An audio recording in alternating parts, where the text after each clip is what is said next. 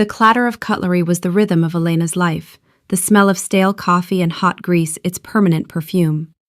For 6 years, she had navigated the narrow aisles of the Greasy Spoon, a diner that was more of a city institution than an eatery. It was a place where time seemed to stick to the vinyl booths like old syrup. Elena moved through it with an economy of motion born from endless repetition, her expression a carefully constructed mask of pleasant neutrality. It was a mask she wore to protect the small, flickering flame of herself from being extinguished by the daily grind. Tonight, the flame felt particularly fragile. A damp cold had seeped into the city, and every customer seemed to bring a piece of it in with them, leaving puddles of gloom on the checkered linoleum. Her feet ached, a dull throb that had become a familiar companion, and the smile she offered felt brittle, ready to crack. She was refilling a salt shaker when the sound cut through the diner's dull roar, a sharp, imperious snap of fingers. Elena's spine stiffened. It was a sound she viscerally hated, a sound that communicated a level of entitlement that scraped against her soul. It reduced a person to a function, a command to be obeyed. She looked up, her gaze falling on the source. He was in booth 4, a man who didn't belong. His suit was dark, exquisitely tailored, and probably cost more than her car. He had the kind of chiseled, severe good looks that belonged on a billboard, not hunched over a laminated menu in a place like this. But it was his eyes that held her. They were the color of storm clouds, and they were fixed on Sarah, the newest waitress, who looked all of 17 and was currently on the verge of tears. "Girl," the man said, his voice a low, gravelly rumble that was somehow more insulting than a shout. "I've been waiting for my coffee for nearly 3 minutes. Is it your goal to be this incompetent, or does it simply come naturally?" Sarah flinched, her hands trembling as she fumbled with her notepad. "I'm so sorry, sir. I'll get it right away." He waved a dismissive hand. "Don't bother. Just send someone who knows what they're doing." That was it. The snap. The condescension. The casual cruelty directed at a girl who was trying her best. The fragile flame inside Elena didn't just flicker. It erupted into a bonfire. She placed the salt shaker down with a deliberate click, squared her shoulders, and walked toward booth 4. Her worn-out sneakers made no sound, but her presence was a sudden shift in the atmosphere. "Is there a problem here?" she asked, her voice dangerously calm.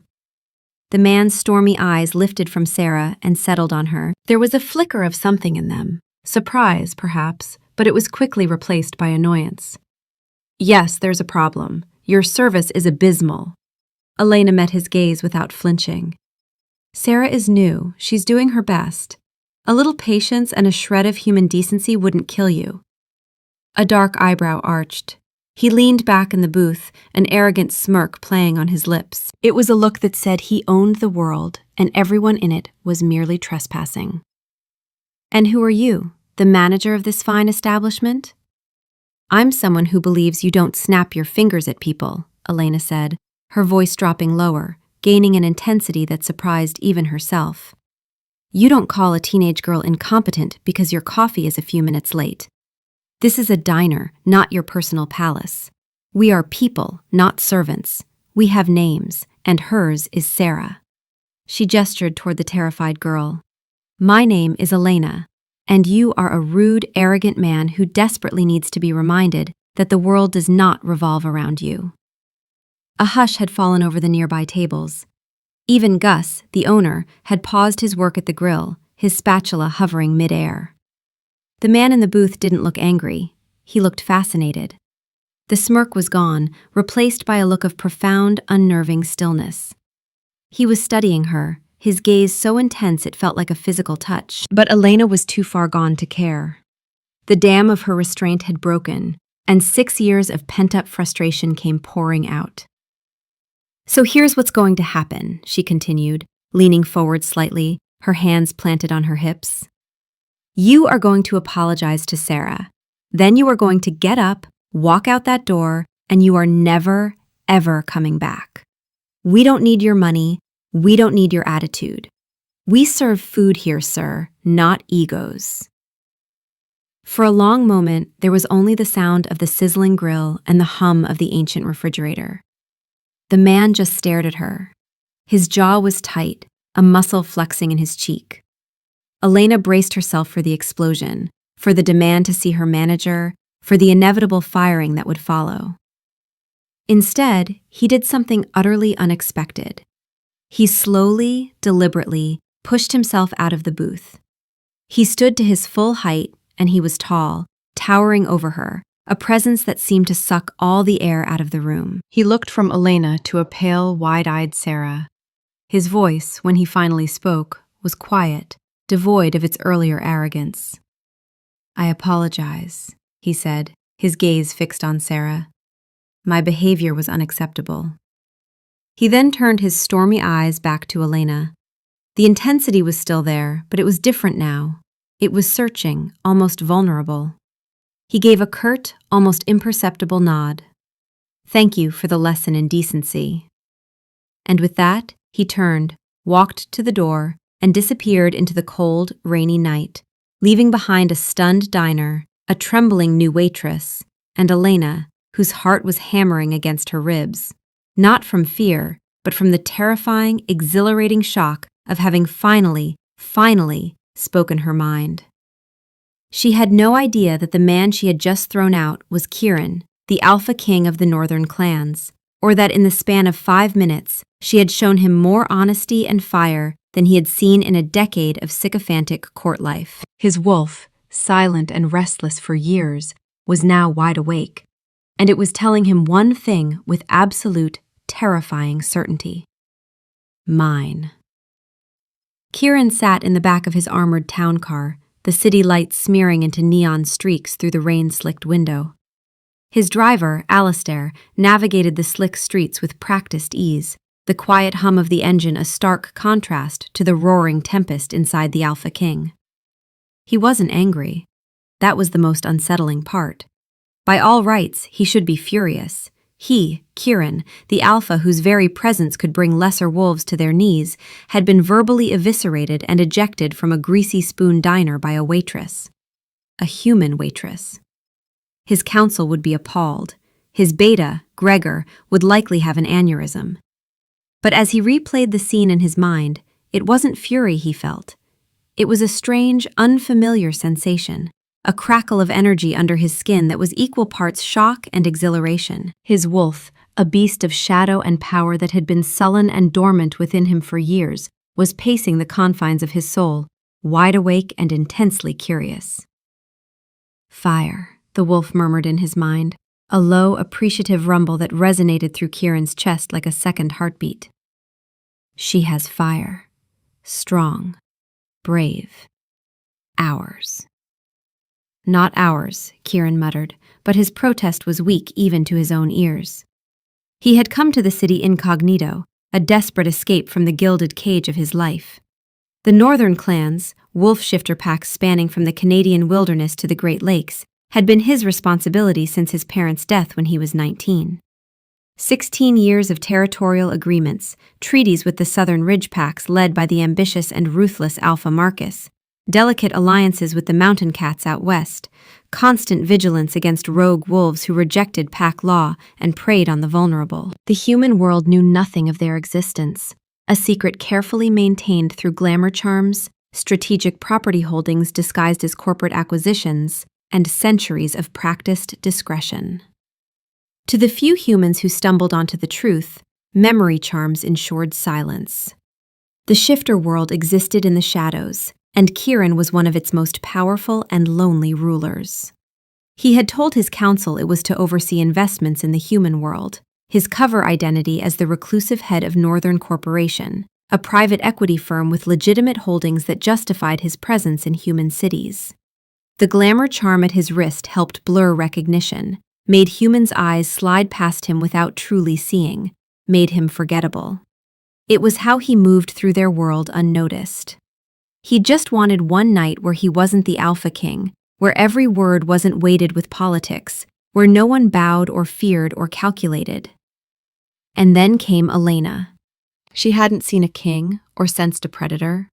She had seen a rude man and had, without a moment's hesitation, put him firmly in his place.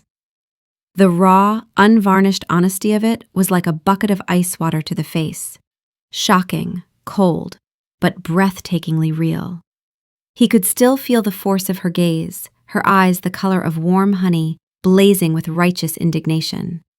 He could still smell her scent, a fragrance his heightened senses had locked onto immediately, burning it into his memory. It was subtle, almost lost beneath the diner's assault of fried onions and coffee, but it was there. Wildflowers after a summer rain, and something else, something strong and clean, like ozone before a storm. It was the scent of resilience, the scent of defiance, the scent of her. Mate, the wolf whispered again, more insistent this time, the word a reverent, possessive claim that shook Kieran to his very foundations. Mate. Mine. Ours. He dismissed it instantly, forcefully. It was impossible. The mate bond was a sacred, mystical connection, a gift from the moon goddess herself. Cross-species bonds were the stuff of legends. There had been only a handful in recorded history, none in the last 200 years. The stories spoke of them as signs of great change, of the goddess pushing the shifter world to evolve. But those were just stories. His wolf was simply reacting to a strong personality, nothing more. He had been without a mate for so long, 35 years of searching and finding no one who made his wolf even lift its head. His instincts were clearly misfiring. Yet the feeling lingered, grew stronger rather than fading. The pull.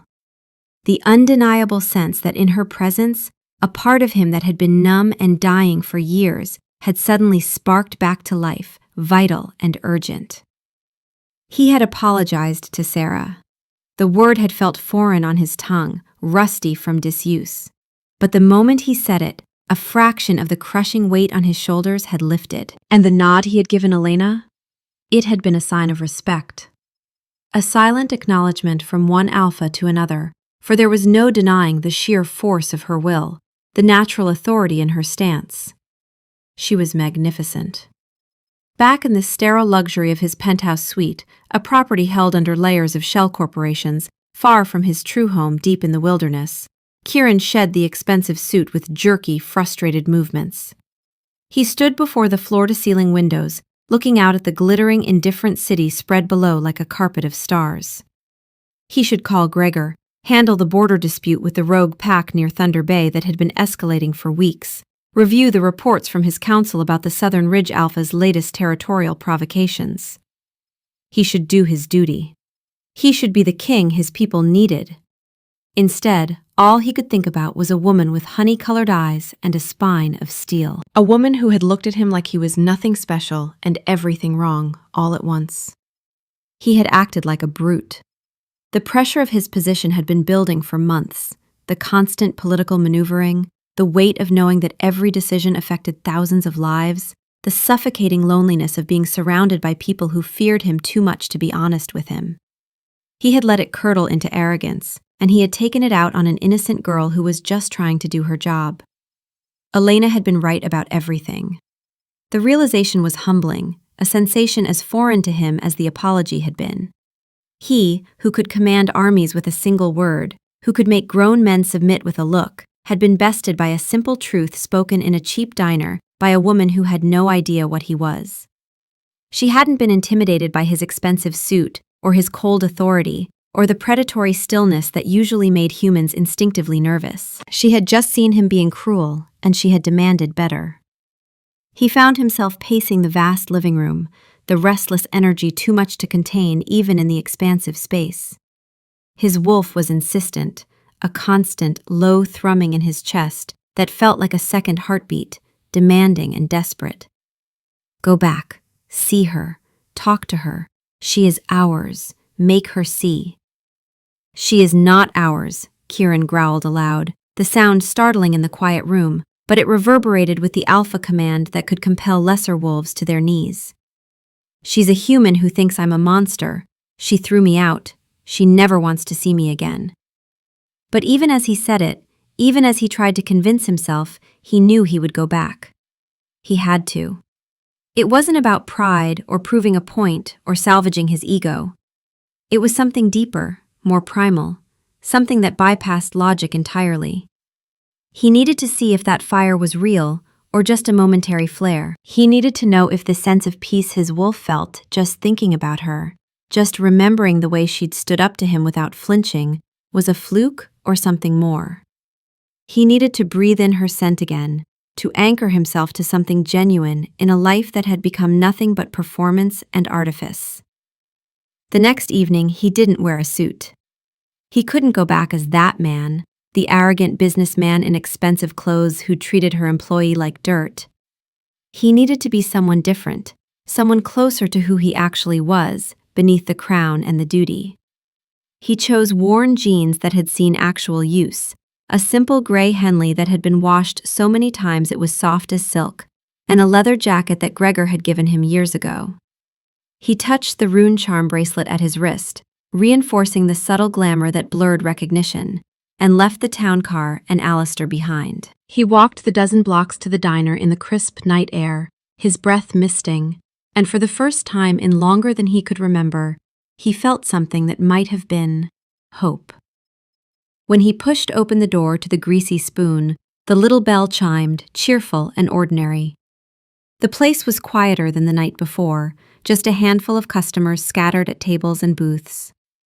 And there she was, at the far end of the counter, meticulously refilling sugar dispensers, with a kind of focused attention that suggested she was using the task to avoid thinking about something else. She looked up at the sound of the bell, and her eyes met his across the diner. The warmth that might have been there for any other customer vanished instantly, replaced by a wary, guarded coldness that hit him like a physical blow. Her back straightened, her shoulders squared, and he could practically see the walls slamming into place around her, fortifications against whatever he might say or do. Kieran's heart, an organ he usually considered little more than a biological necessity, gave a painful, irregular thud in his chest. The wolf whined, a sound of distress that echoed through his mind. Hurt her, made her afraid. Fix it. Fix it. He walked to the counter slowly, carefully, and slid onto a stool in her section. The cracked red vinyl groaned under his weight, the sound loud in the sudden quiet. Several customers were watching now, probably recognizing him as the man who'd been thrown out the night before, waiting to see if there would be another scene. She approached him with deliberate slowness, her face an impassive mask that he suspected she'd perfected over years of dealing with difficult customers. But he could see the tension in her shoulders, the slight tremble in her hands that she was working hard to control. "I thought I made myself clear," she said, her voice low and even, but with an edge of steel underneath. "We don't want you here."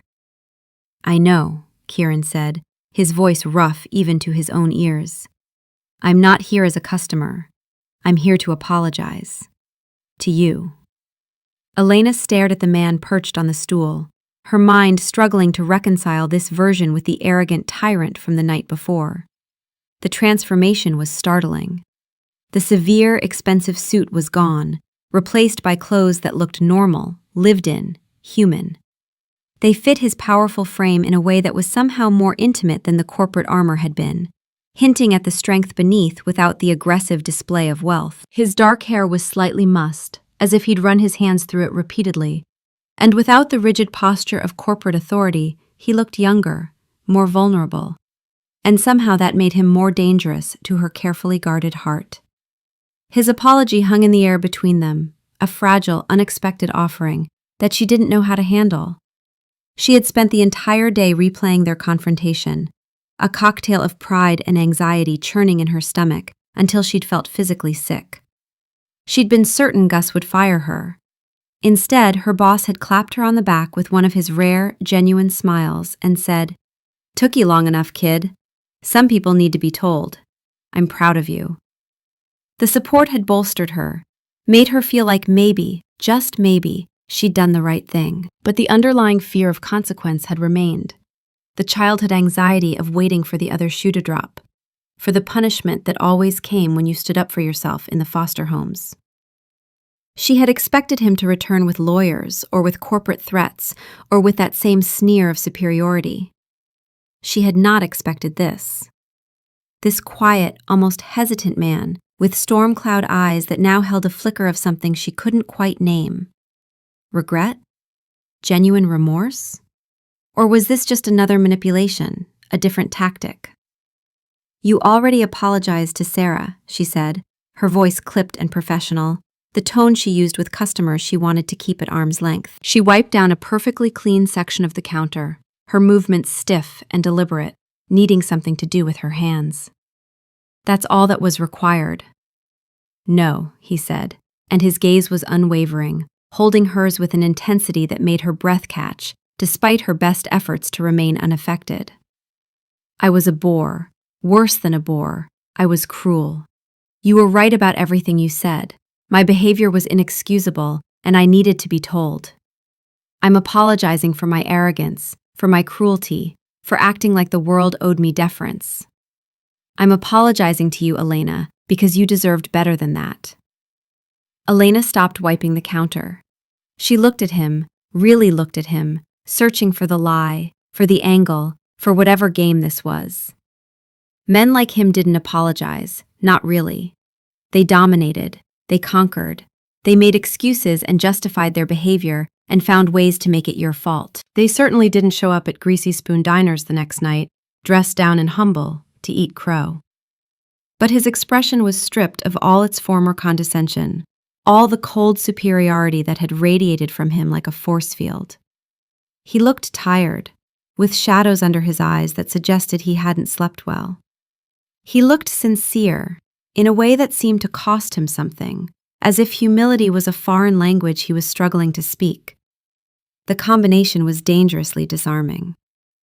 "Fine," she said finally, turning away to grab a coffee pot because she needed an action to perform, a role to inhabit that would give her some emotional distance. "Apology accepted. Now, if you're not here as a customer, I'd like to be," he said quickly, and there was something almost desperate in his voice that made her pause. "If you'll serve me, if you'll give me a chance to not be that person. Please." She hesitated, the pot heavy in her hand, warm from sitting on the burner. Her every instinct screamed at her to say no, to protect the small sanctuary of her workplace from this disruptive presence, from the way he made her feel off balance and uncertain. Gus caught her eye from the grill and gave a slight, almost imperceptible nod. It was her call, his expression said. He'd support whatever she decided. She could see Sarah watching too, curious and nervous. A part of her, the part that was weary and just wanted a quiet night and no complications, wanted to refuse. Wanted to tell him that apologies didn't erase actions, that she wasn't interested in whatever this was. But another part, a curious, reckless part she hadn't known existed until she'd thrown him out last night, was intrigued. What made a man like this come back for more humiliation? Why did he care what one waitress thought of him? What was he really after? She sighed, the sound a mix of resignation and reluctant curiosity. "What'll you have?" she asked, her tone strictly professional, no warmth or encouragement. A small, almost imperceptible wave of relief washed over his features, softening the harsh lines of his face. "Coffee," he said, and his voice was gentler now, almost tentative. "Black, and whatever you recommend, if you're willing to recommend anything to someone who was as rude as I was." "The meatloaf is edible tonight," she said flatly, pouring the dark liquid into a thick ceramic mug, the familiar ritual grounding her. "Don't get your hopes up." He actually smiled. It wasn't the arrogant smirk from before that had made her want to slap him. It was a small, genuine smile that reached his eyes, softening their stormy intensity and revealing a startling warmth, a glimpse of something real beneath whatever mask he usually wore. The effect was like the sun breaking through clouds after a long rain, and it sent a strange, unexpected flutter through her chest that she absolutely did not want to feel. She ignored it with practiced determination, placing the mug on the counter with more force than strictly necessary, the ceramic clanking against the formica. And so began the strangest month of Elena's life. He came back every night. Not just once or twice, but every single night for 4 weeks straight, like clockwork. He always arrived around 7, always sat at the same stool at the counter, always in her section. He introduced himself properly as Kieran on the second night, offering his hand across the counter with a formal courtesy that seemed both natural to him and slightly old-fashioned. She took it briefly, feeling the calluses on his palm that surprised her. These weren't the soft hands of a man who only pushed papers, and offered her own name in return, even though he already knew it. It felt like a do-over, a fresh start. And something about that appealed to her despite her best efforts to remain skeptical. He never wore a suit again. He came in worn jeans and Henley sweaters or flannel shirts that looked lived in and comfortable, layers he'd peel off as the diner's ancient heating system made the space too warm. She learned the contours of his forearms, the way his muscles moved when he lifted his coffee cup, and she told herself firmly that noticing these things didn't mean anything. He learned her routine with an attention to detail that should have been creepy but somehow wasn't. He knew she took her break at 9:15, that she preferred tea to coffee, that she always did the salt and pepper shakers last because she liked ending her closing routine with the mindless task. He learned that Gus had owned the diner for 30 years and was the closest thing to a father she'd ever had. He learned that Sarah was studying to be a nurse and struggling with organic chemistry. He asked questions, not with the intrusive curiosity of someone trying to extract information for some ulterior purpose, but with the quiet attention of someone who genuinely wanted to know the answers, who found the mundane details of their lives actually interesting. And he listened. It was the listening that truly began to undo her carefully constructed defenses, brick by careful brick. No one had ever listened to Elena like that. He would lean his forearms on the counter during the slower periods, his coffee growing cold in its mug, and just watch her as she talked.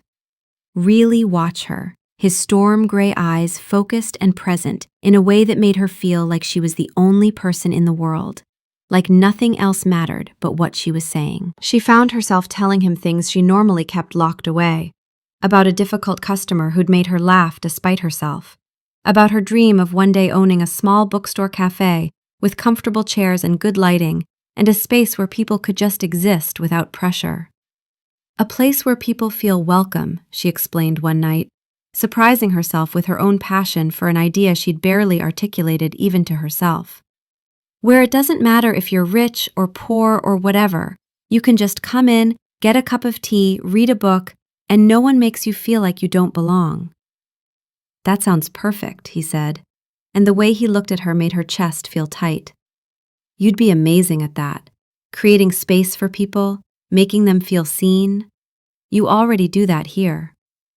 She ducked her head, uncomfortable with the praise, but secretly pleased by it. It's just a dream. Dreams cost money I don't have. Dreams have a way of finding their moment, he said quietly. Don't give up on it.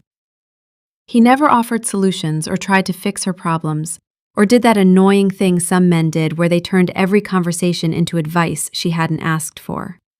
He just listened, his gaze focused and present, absorbing every word like it mattered, like she mattered.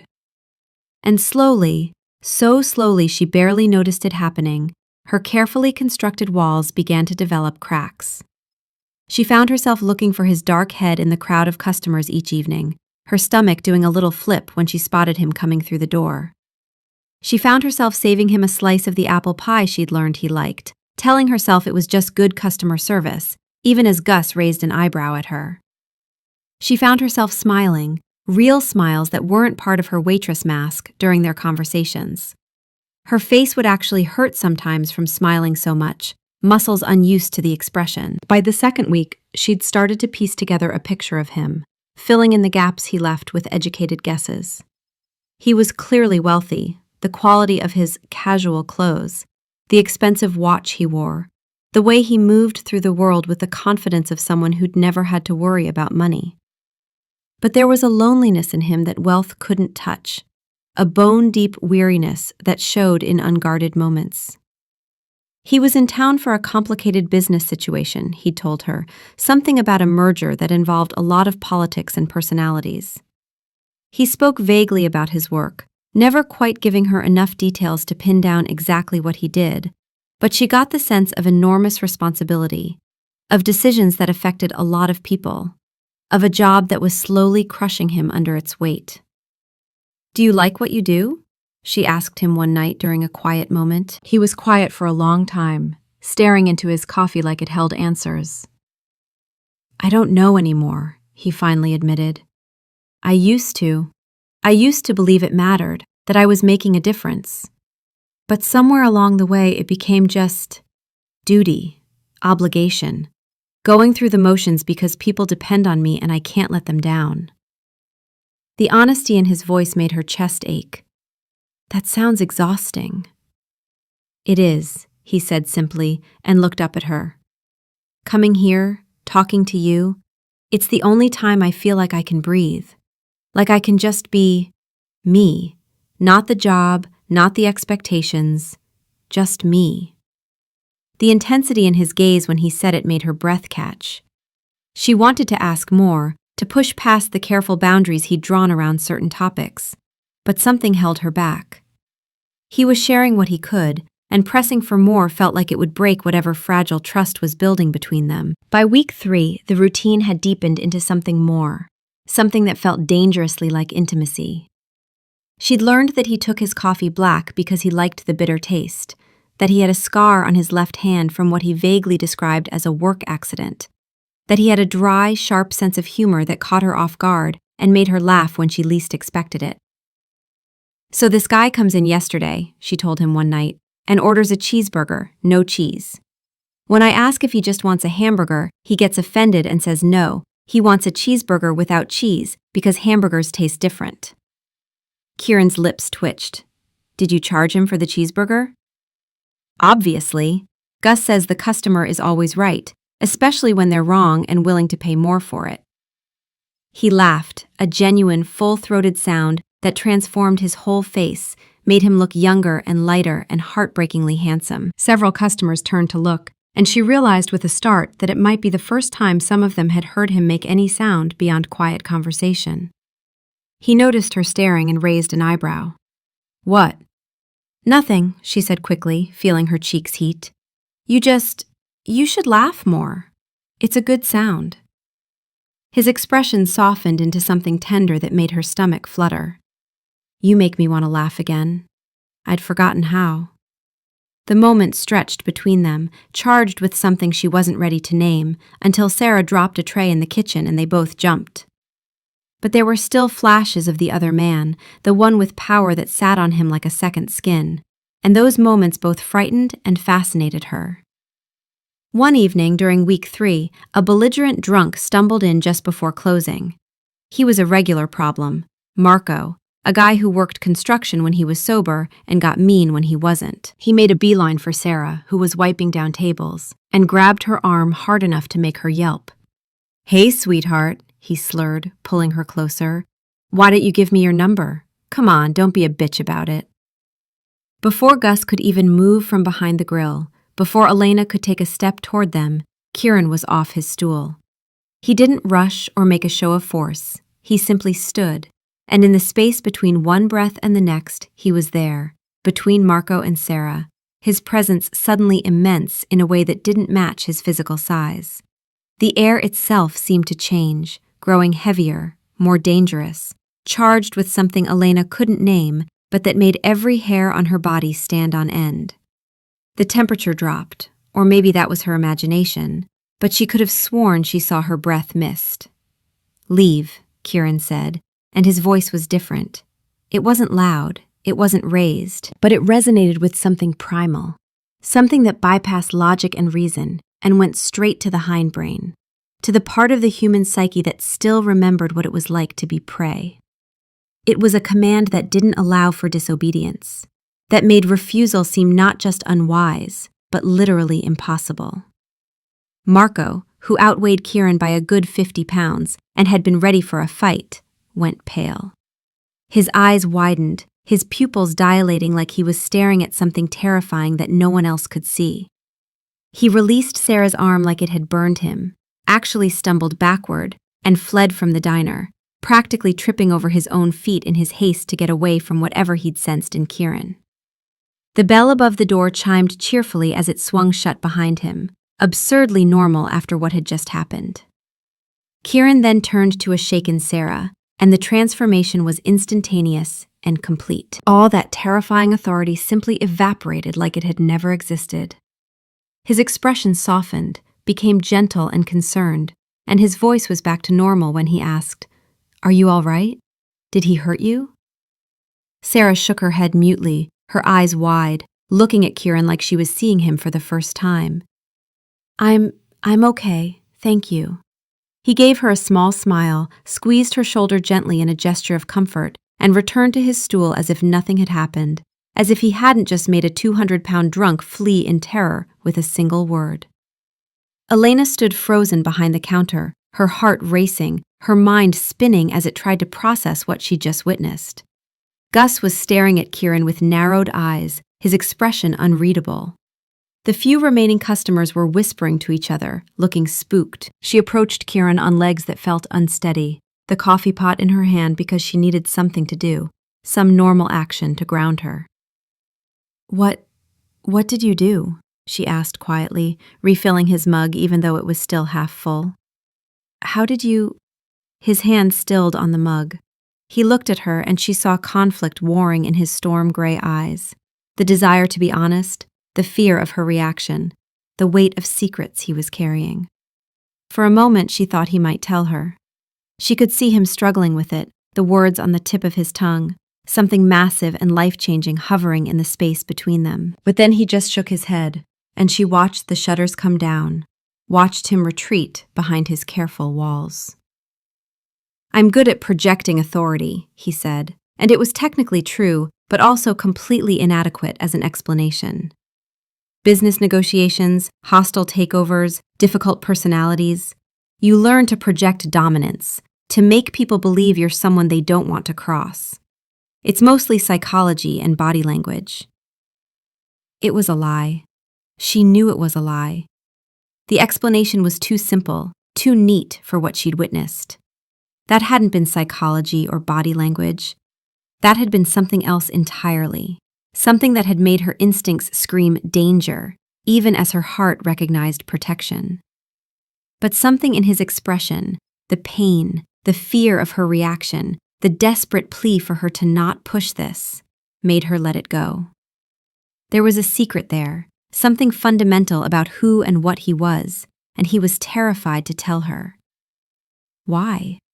What could be so terrible that he'd rather lie to her face than risk the truth? So she just nodded, accepting the inadequate explanation, and they fell back into their comfortable rhythm.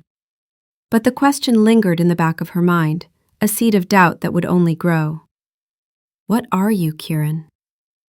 And when they talked until closing, Gus pointedly rattling his keys, some part of her was paying closer attention now, cataloging the little inconsistencies, the way he moved with a predator's grace, the way his eyes sometimes caught the light wrong and seemed to flash gold, the way animals outside the diner would go quiet when he approached. Week 4 brought a new dimension to their relationship that terrified and thrilled her in equal measure. He started walking her to the bus stop after her shifts, even though she protested that it wasn't necessary, that she'd been doing this route for years. "It's late," he'd say, falling into step beside her with an easy grace. "And I'm not ready for the night to end yet. Humor me." They would talk during those walks, their conversations ranging from philosophy to terrible movies to the scars life had left on them both. The city at night felt different with him beside her, less threatening, more magical, like they were the only two people awake in the world. "I'm not good at this," she admitted one night as they walked past darkened storefronts, her breath misting in the cold autumn air. She hugged her coat tighter around herself, using the action to avoid looking at him. "At letting people in. Everyone leaves, eventually. Foster families who seemed nice at first but always ended up seeing me as a burden or a paycheck. Friends who drifted away. Even the one boyfriend I had, the moment things got real, the moment I started to actually care, he was gone. I learned early it's easier to not need anyone." Kieran stopped walking, his hand touching her elbow gently to stop her, too. They were under a streetlight, the yellow glow harsh but somehow intimate, creating a pool of light in the darkness. He turned to face her, his expression serious. "I'm not going anywhere," he said, and the certainty in his voice made her throat tight with unshed tears. "Elena, I know I haven't been entirely honest about every aspect of my life, about the complexity of my situation. But what I feel when I'm with you, that's the most honest thing I've experienced in years. You make me want to be better. You make me remember who I was before the weight of everything else." His hand came up slowly, giving her time to pull away. And when she didn't, he tucked a strand of hair behind her ear, with a tenderness that made her breath catch. His fingers lingered against her cheek, warm despite the cold air. "You make me remember what it's like to be human," he whispered. And there was something strange in the way he said it, an emphasis that suggested layers she didn't understand. She looked up at him, her heart hammering, close enough to see the individual shades of gray in his eyes, to count his eyelashes, to feel the warmth radiating from his body. "Who were you?" she asked, her voice barely audible. "Before the wait." "Someone who believed in doing the right thing," he said softly, his thumb brushing her cheekbone in a gesture so tender it made her chest ache. "Someone who cared more about people than politics. Someone who wasn't afraid to laugh, to feel, to be real. Someone who thought the world could be better and that he could help make it that way." His expression grew distant, sad. "I was 19 when my parents died. Suddenly everything fell on my shoulders. The family business, responsibilities I wasn't prepared for, people depending on me for things I didn't know how to give. And I've spent 16 years doing what I had to do, making the hard choices, sacrificing every piece of myself for duty. Somewhere in there, I lost him, the person I used to be." His eyes refocused on her, intense and vulnerable.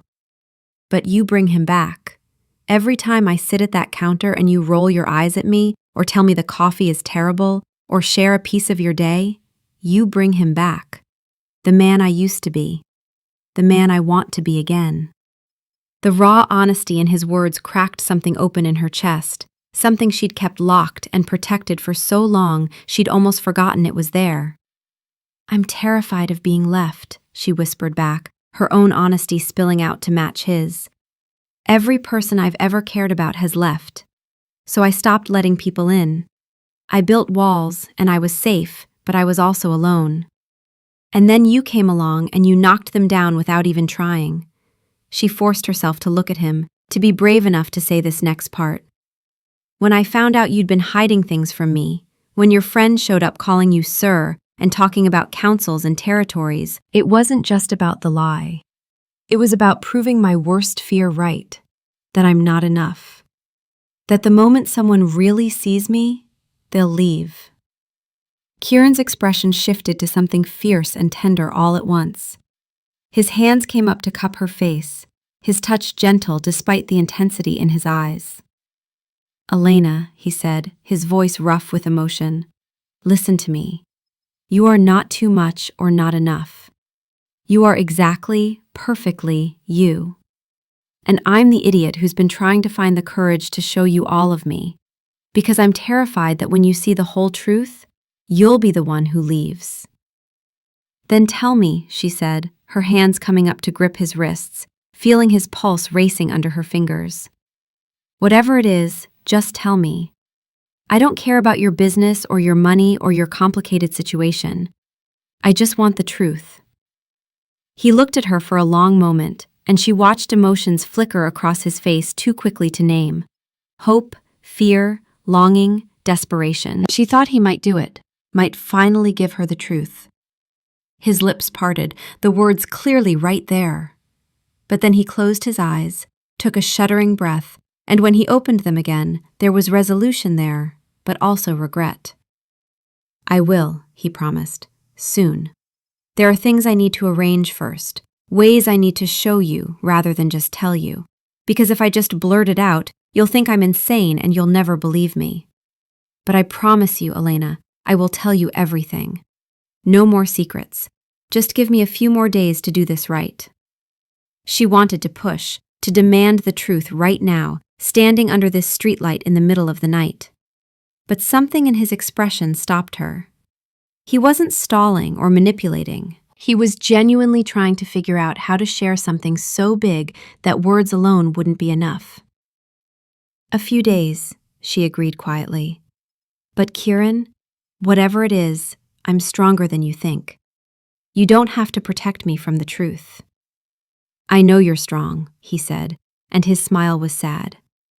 "I'm not protecting you. I'm protecting myself from losing you."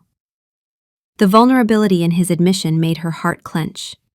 She stood on her tiptoes, acting on instinct, and pressed a soft kiss to his cheek, feeling his sharp intake of breath, the way his hands tightened on her face. "You won't lose me," she whispered against his skin. "Not if you're honest."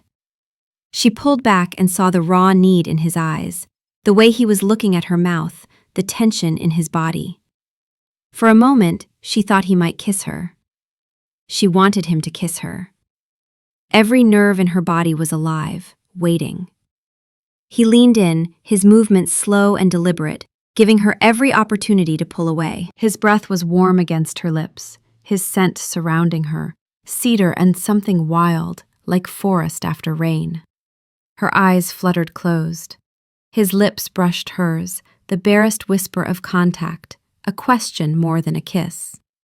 And then he pulled back abruptly, a sound that was almost a growl of frustration escaping his throat. His eyes, when she opened hers, were tortured. "I can't," he said, and she heard real anguish in his voice. "Elena, I want to. God, you have no idea how much I want to. But I can't kiss you, can't take that step, not while I'm still hiding things from you. You deserve to know who I am, all of it, before we—" He struggled for words.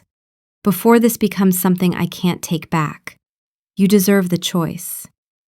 The restraint he was showing, the way he was torturing himself because he refused to kiss her while lying by omission, made her fall a little bit more. "You're an idiot," she said, but her voice was thick with emotion. "A noble idiot, but still an idiot." "I know," he agreed, and pressed his forehead to hers, both of them just breathing together in the cold night air, so close but not close enough. "Tomorrow," he said, "let me arrange things. Tomorrow night after your shift, I'll tell you everything. I'll show you my world, and then you can decide if you still want this. Want me." "I already want you," she admitted, throwing caution to the wind. "I'm falling for you, Kieran, and I'm terrified, and it's probably the stupidest thing I've ever done, but I can't seem to stop."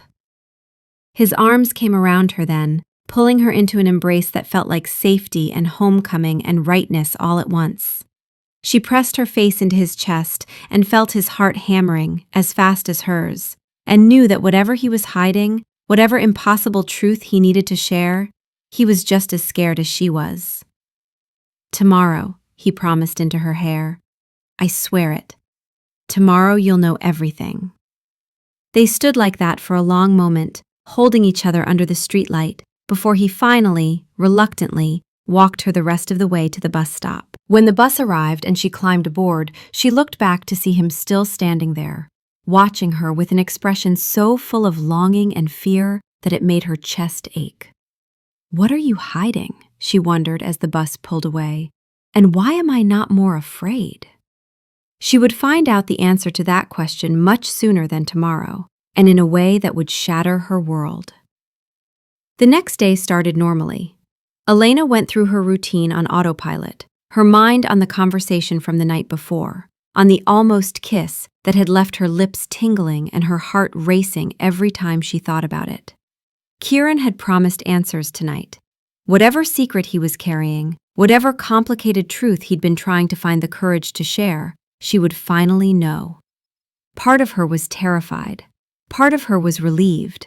All of her was anxious, her stomach a knot of nerves that made it hard to eat the toast she'd made for breakfast. She was at the diner by 3 for the dinner shift, her hands fidgeting as she tied her apron, when Gus pulled her aside with an expression she'd never seen before. Concern, mixed with something that looked like fear. "Kid, I need to tell you something, he said quietly, glancing toward the door like he expected someone to walk through it. That man, Kieran, I don't think he's what he says he is. Elena felt her defenses rise. What do you mean? Last night, after that drunk took off, I saw something. The way Kieran moved, the way Marco reacted, that wasn't normal. And I've been around long enough to recognize when something's off. Gus's weathered face was serious. I think your man might be involved in something dangerous. Criminal maybe, or just, I don't know. But I don't want you getting hurt. He's not, Elena started, but Gus cut her off. I'm not saying he's a bad person. I'm saying he's hiding something big. Just be careful, okay? If something feels wrong tonight, you call me. Promise me. She promised, but dismissed his concerns. Kieran wasn't a criminal. He was just complicated, wasn't he? The lunch rush came and went. By 2 o'clock, the diner was in that afternoon lull, just a handful of regulars nursing coffee. Elena was refilling the napkin dispensers, her mind already on the evening ahead, when the door opened. She looked up automatically, the welcoming smile dying on her lips. 2 men stood in the doorway, and they were wrong in every way that mattered. They were dressed identically in dark gray suits that somehow looked like uniforms, their bearing military precise. They were both tall and broad-shouldered, with the alert, dangerous stillness of predators barely contained in human skin.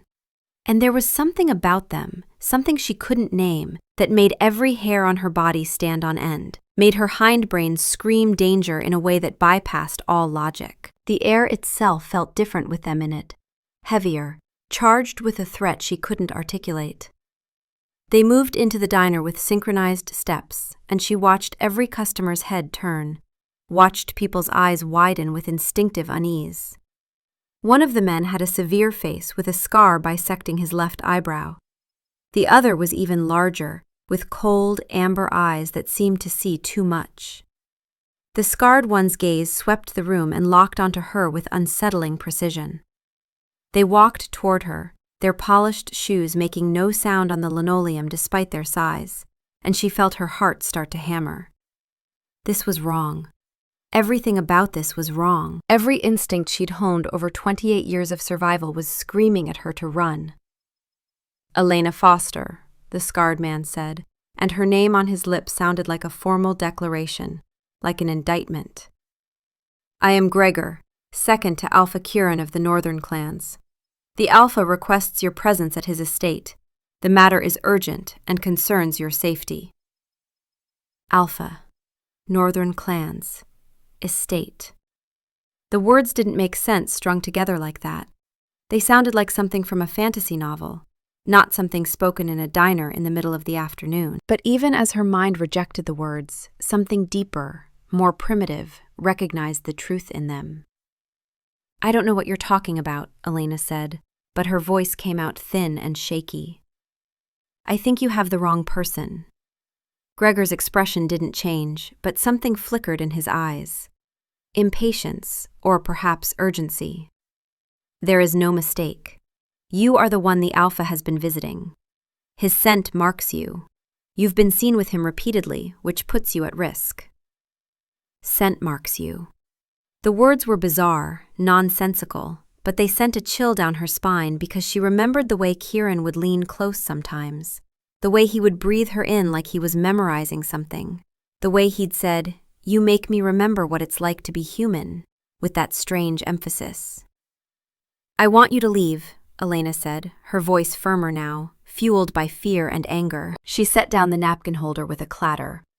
I don't know who you think you are or what this is about, but you need to go. Now. The larger man, the one with amber eyes, took a half step forward, his expression darkening. We don't have time for human hysteria. The Alpha ordered us to. Stand down, Marcus, Gregor said sharply, and the other man immediately stopped, his head bowing slightly in what looked disturbingly like submission. It was the same thing Marco the drunk had done, that instinctive animal response to authority. What were these people? Gregor turned back to Elena, and she saw something almost like sympathy cross his harsh features.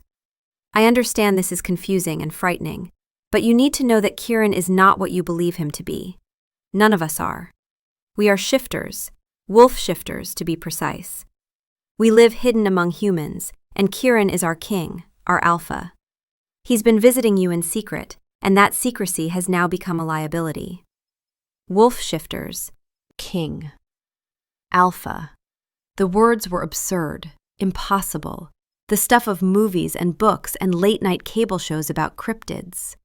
But even as her rational mind rejected them, pieces were clicking into place with horrible, impossible clarity. The inhuman authority in his voice that had made Marco flee, the predatory grace, the way he moved, the strange things he'd said. You make me remember what it's like to be human. The way animals reacted around him, the amber flash in his eyes when the light caught them wrong, the way these men moved, the wild scent clinging to them, the sense of barely restrained violence. You're insane, she said, but her voice was hollow. This is insane. It's the truth, Gregor said. And that truth has put you in danger. There are those in our world who would use you to hurt Kieran, who see you as a weakness to exploit. We've received intelligence that a rival pack is planning to move against the Alpha, and you're a potential target. We need to get you somewhere safe while we handle the situation. No. The word came out flat, hard. I don't believe any of this. And even if I did, Kieran lied to me. He let me believe he was just a businessman. He let me fall for him while hiding. While hiding that he's not even human? No. Tell him I don't want to see him. Tell him to leave me alone. The hurt and betrayal of the last few minutes coalesced into a single, blinding flash of white-hot rage. He'd had weeks to tell her. He'd promised answers tomorrow, but apparently he'd been planning to what? Ease her into the revelation that he was some kind of werewolf king? Did he think she was a child who needed to be coddled? Did he think she was too weak to handle the truth? How dare he? How dare he make her feel safe and seen and cared for when it was all built on a lie? How dare he make her fall for him? Elena, Gregor said, and there was something almost pleading in his voice now. I know you're angry. You have every right to be. But your anger doesn't change the danger. There are wolves, rogues, and rivals who would hurt you just to hurt him. Please, let us protect you while... Get out, Elena said, her voice shaking with fury. Tell your alpha or king or whatever the hell he is that I don't need his protection. I don't want it. I want nothing to do with him or his world or any of this. Now get out of my diner before I call the cops. The tension in the room was palpable. Gus had emerged from the kitchen, still holding his meat cleaver, his face set. Sarah was pressed against the far wall, her phone out, probably already dialing 911. The few customers looked ready to either help or flee, uncertain which. Marcus's hand moved toward something at his hip. A weapon? But Gregor held up a hand, stopping him. The scarred man studied Elena for a long, weighing moment, and she saw the exact moment he made a decision. The Alpha anticipated your reluctance, Gregor said, his voice clipped with resignation. He reached into his jacket slowly, telegraphing the movement, and produced a simple, sealed envelope. He instructed me to give you this if you refused to come. Elena stared at the envelope as if it were a snake.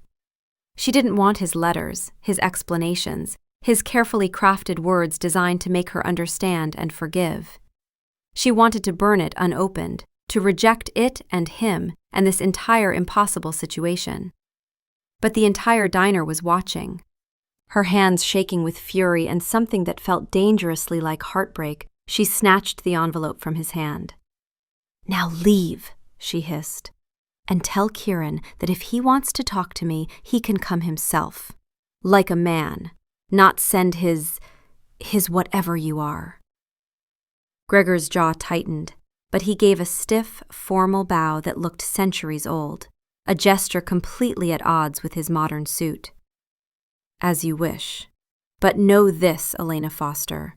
Whether you accept it or not, you matter to him. You matter to him more than his own life, more than his throne, more than anything in our world. And that makes you both a treasure and a target. He turned to Marcus. We're leaving, but maintain surveillance on the perimeter. If any rogues or Southern Ridge scouts come within a mile, I want to know immediately. They left with the same synchronized precision they'd entered with, the door chiming cheerfully behind them, and suddenly the diner erupted in noise. Customers talking over each other, Sarah crying, Gus demanding to know what the hell that was about. Elena couldn't answer. She stood frozen, the letter clutched in her white-knuckled hand, her mind reeling. Wolf shifters. Kieran was a wolf shifter. A king of wolf shifters. And he'd lied to her for a month, let her fall for him, let her believe they could have something real, all while hiding the fundamental truth of what he was. The betrayal was a physical pain, a knife between her ribs. She'd been so careful, so guarded, and he'd slipped past every defense she had. She'd trusted him, she'd started to love him, and it was all built on a foundation of lies. Elena, honey, you need to sit down, Gus was saying, his hand on her shoulder. You're pale as a ghost. Come on, sit down, let me get you some water. She let him guide her to a stool, let him press a glass of water into her hands, but she couldn't drink it. She could only stare at the envelope, at her name, written in handwriting she now recognized as Kieran's, bold and black, just like everything else about him. She should throw it away. She should tear it up without reading it, should let that be her answer to his deception. But her hands, acting independently of her conscious mind, were already opening it, unfolding the heavy paper inside. Elena, the letter began, and just seeing her name in his handwriting made her chest ache. By now Gregor has found you, and you know that I'm not what I claimed to be. I'm sorry. Those words feel pathetically inadequate, but they're all I have. I'm sorry I lied. I'm sorry I didn't tell you the truth when I should have. And I'm sorry I've put you in danger simply by being near you. I'm writing this 2 days before I plan to tell you everything, because I need you to have this if things go wrong, if I don't get the chance to explain in person. There's a situation developing with a rival Alpha, tensions that have been building for months, and there's a chance it could escalate before tomorrow night. If Gregor has given you this letter, it means the situation has forced my hand, and I can't come to you personally without putting you in more danger. You deserve an explanation. You deserve the truth. So here it is. All of it. I am the Alpha King of the Northern clans, the leader of wolf shifters who live hidden among humans. Yes, wolf shifters. Werewolves, if you prefer, though we don't call ourselves that. We're not monsters from movies. We're people who can shift between human and wolf forms, who live by pack law, who've existed in secret for millennia. We hide because human history is full of witch hunts and persecution, because our existence would shatter the comfortable worldview most humans hold, because integration has never gone well for those who are different. I came to the city to escape the suffocating weight of my responsibilities, to feel normal for just a little while. I never intended to meet you. I never intended to fall in love, but I did. From the moment you threw me out of that diner, my wolf recognized you as my mate. In our world, that means the other half of my soul, the one person the moon goddess chose for me. Cross-species mate bonds are rare, almost unheard of in modern times, but the old stories speak of them as sacred signs of great change. I'm not telling you this to pressure you or claim you. I'm telling you so you understand why I kept coming back. Why I couldn't stay away even though I knew I should. My wolf was certain from the first moment, but I needed time to know the woman, not just feel the bond. And every day I spent with you, every conversation, every smile, every moment of your fierce honesty, I fell deeper. Not the wolf, me, Kieran, the man under the crown. You made me remember who I was before duty crushed it out of me. You made me want to be better, to be worthy of your fire and your strength. I was going to tell you everything tomorrow night. I had it planned. I was going to take you to my estate, to the forest, and show you what I am. I was going to let you see my wolf, let you into my world, and then beg you to give me a chance despite the impossibility of it all. But if you're reading this, then time ran out. And I'm so sorry you found out this way instead of from me. Here's what you need to know about the danger. The shifter world is built on territory and hierarchy. I rule the northern clans, but there are other packs, other alphas, and not all of them are friendly. Alpha Marcus of the Southern Ridge has been pushing boundaries for years, testing my authority, looking for weaknesses. You've been seen with me repeatedly. In our world, a potential mate is both a treasure and a vulnerability. Marcus or his followers might try to hurt you to hurt me, to demonstrate that I'm weak, that I can't protect what's mine. Gregor and my people will keep you safe. They're good wolves, loyal, and they won't let anything happen to you, whether you want their protection or not. I know you're angry. I know you feel betrayed, and you have every right to those feelings. I broke your trust by hiding what I am. I can't undo that. I can only promise you that everything else was real. The man who sat at your counter, who listened to your dreams, who fell in love with your strength and your heart, that was me. The most real I've been in 16 years. The only lie was what I am, not who. If you can find it in yourself to forgive me, if you can give me a chance to explain in person and prove that we can make this work despite the impossibility, I'll be at the diner tomorrow night at 8. If you don't come, I'll understand. I'll make sure you're protected regardless, that you can live your life without fear of my world intruding. But if you do come, if you're brave enough to give me one more chance, I promise you the truth. All of it. No more secrets, no more lies. Just me standing before you as what I am, hoping it's enough. I love you, Elena. I've loved you since you threw me out for being an ass, since you demanded I be better, since you saw me, really saw me, and didn't flinch. I love your fire and your strength and your fierce protective heart. I love the way you make me laugh, the way you roll your eyes when I order the meatloaf, the way you look at the world like it owes you nothing but you're going to make something of yourself anyway. I love you and I'm terrified of losing you, and I'm sorry, so deeply sorry, that my world has crashed into yours this way. Please come tomorrow night. Please give me a chance to make this right. Kieran. Elena read the letter 3 times, tears streaming down her face unchecked. Each word was like a knife, not because it was cruel, but because it was so painfully honest, so raw with emotion and regret that it made her chest feel like it was caving in. He loved her. He was a wolf shifter, a werewolf, a creature from myths and legends, and he loved her. And she'd fallen in love with him too, completely and terrifyingly, and now she didn't know what to do with that. The anger was still there, hot and justified. He'd lied for weeks. He'd hidden something fundamental about himself, had let her fall for an incomplete picture. But underneath the anger was hurt and confusion and a desperate, aching need to see him, to hear him explain in his own voice, to know if the connection between them was strong enough to survive this impossible truth. Gus was hovering nearby, clearly worried. Sarah had approached cautiously, her eyes red from crying. Elena? What was all that? Who were those men? What did the letter say? Elena looked up at her friend, at this girl she'd protected from Kieran's cruelty that first night, and didn't know how to answer. How did you explain that the man who'd been coming to their diner every night was apparently the king of a secret society of werewolves?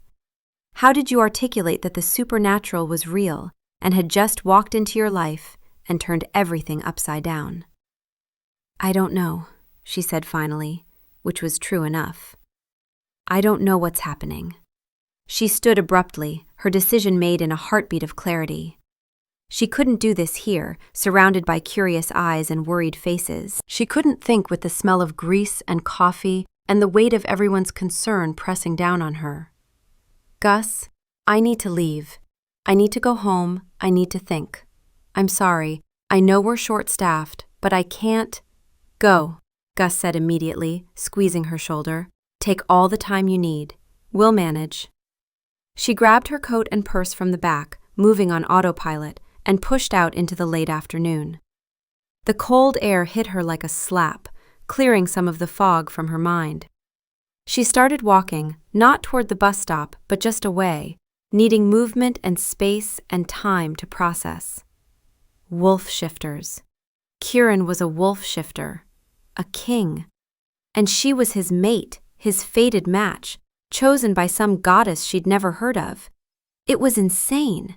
It should be impossible. But it explained everything. The inhuman authority, the protective instincts, the way animals reacted around him, the strange things he'd said, the almost supernatural grace. It explained why he'd been so tortured about telling her, why he'd pulled back from kissing her because he couldn't do it while lying. It explained the loneliness in him, the weight of responsibility, the sense of being trapped in a role that was crushing him. And despite the lies, despite the deception, the core of who he was, that hadn't been false.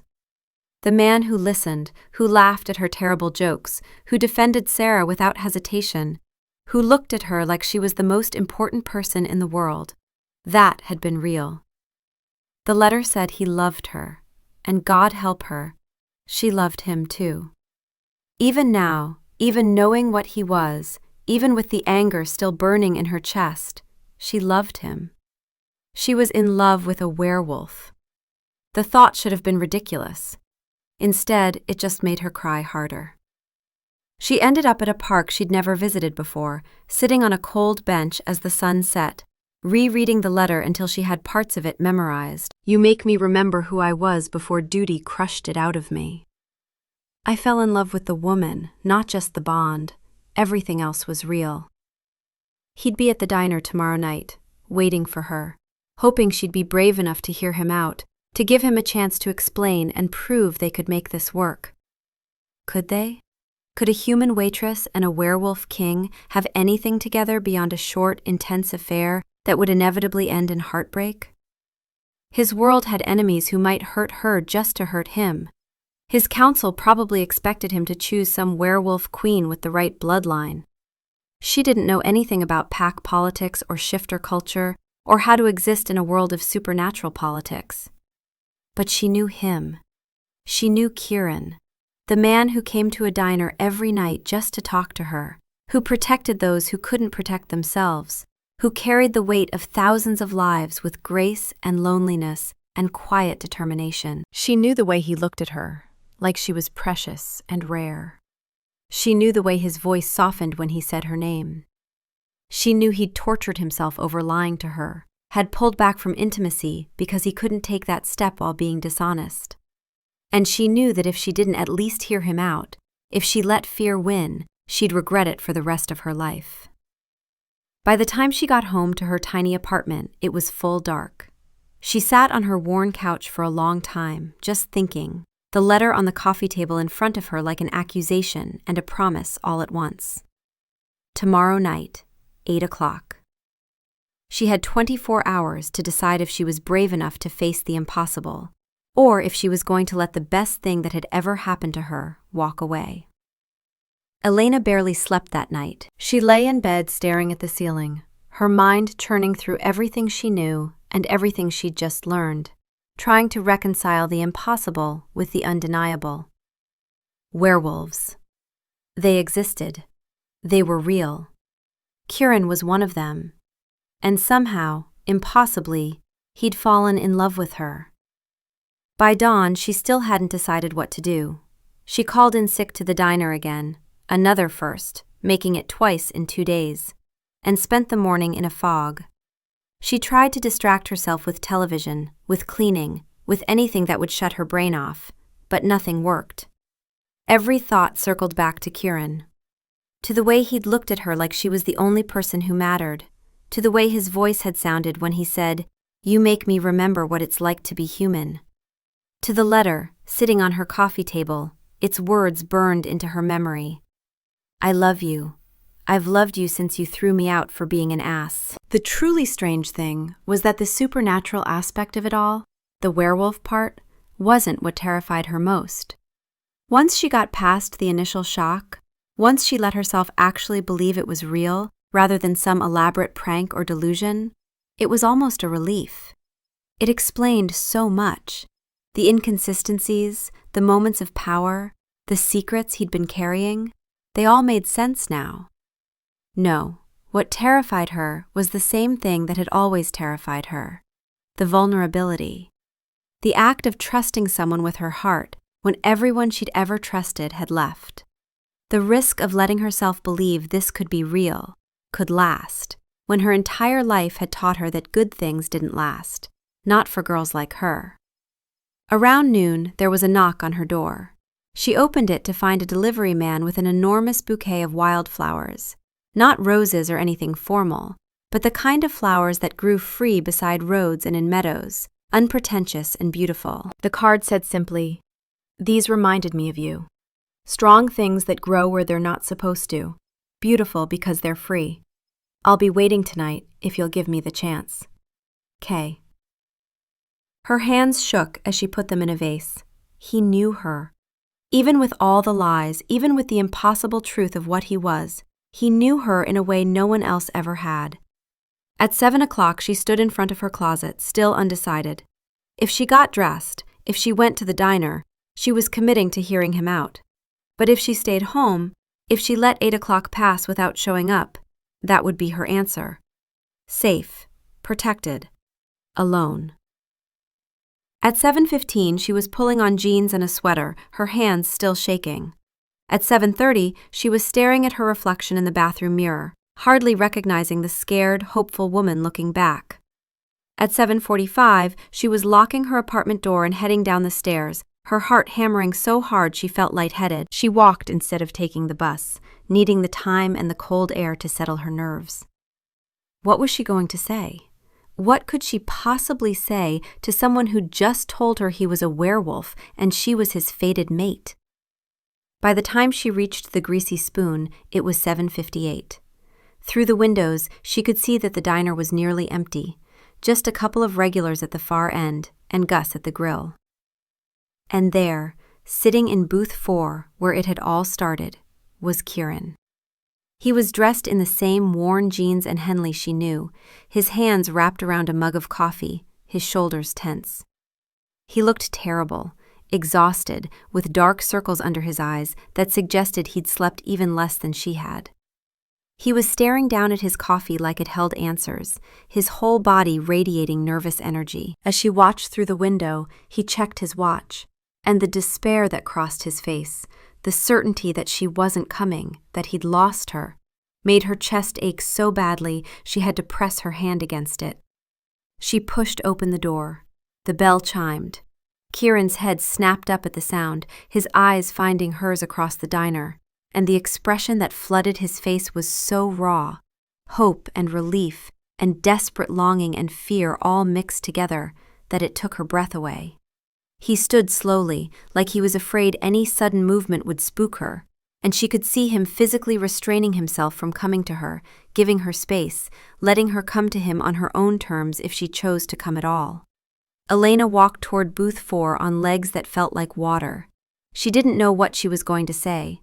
She didn't have a plan. She just knew she had to see him, had to look him in the eyes and decide if the connection between them was strong enough to survive the weight of his truth.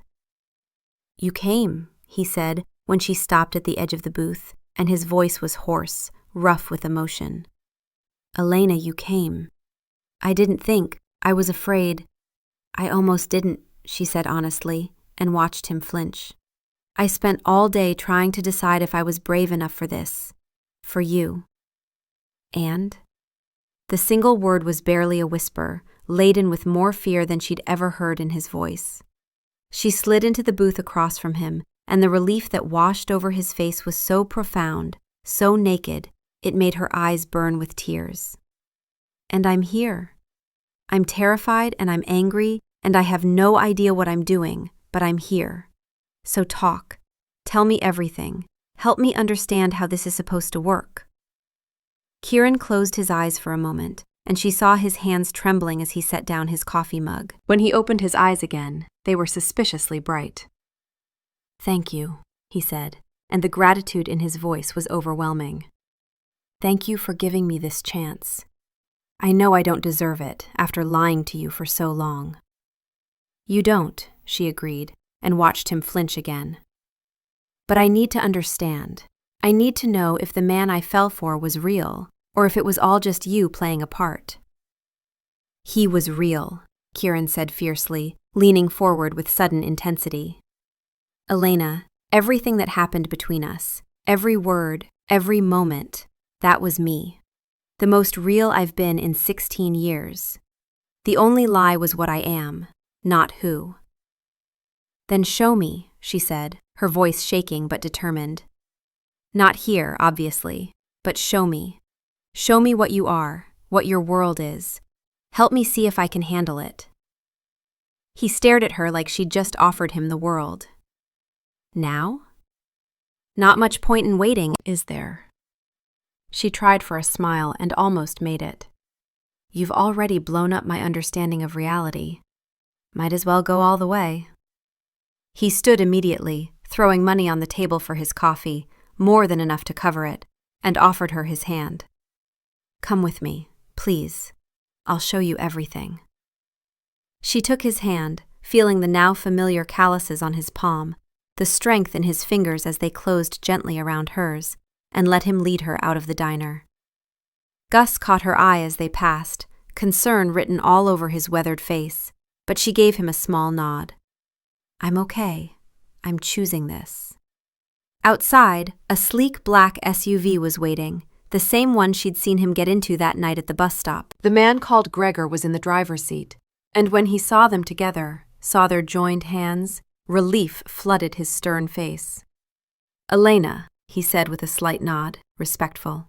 Thank you for coming, for hearing him out. Don't thank me yet, she said. I haven't decided anything, except that I'm willing to listen.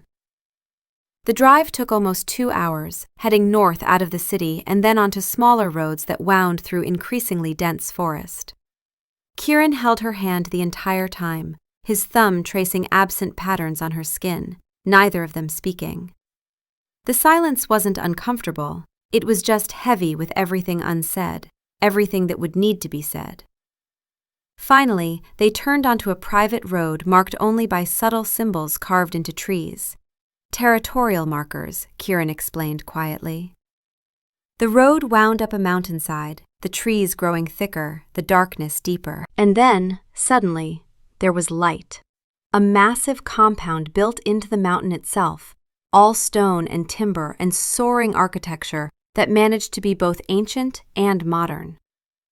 This is my home, Kieran said as they pulled up to the entrance. The seat of the northern clans. It's been in my family for 200 years, with each generation adding to it, modernizing it.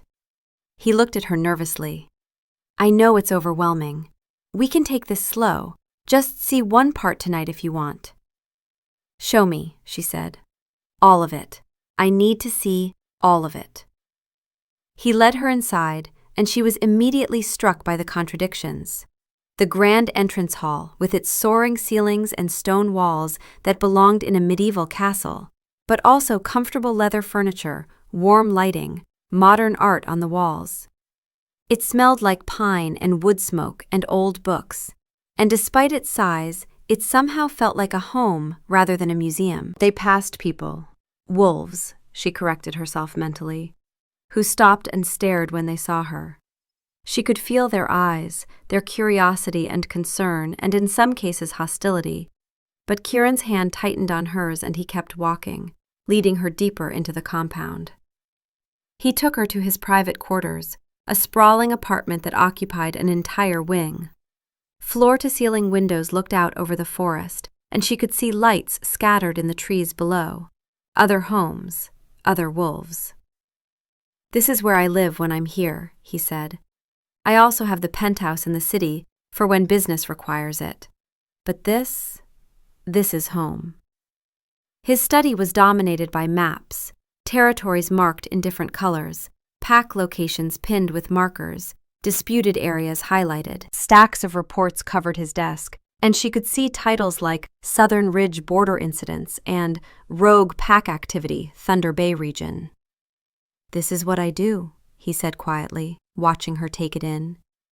"Every decision I make affects thousands of lives. If I'm too lenient, packs start testing boundaries and people get hurt. If I'm too harsh, I lose loyalty and create enemies.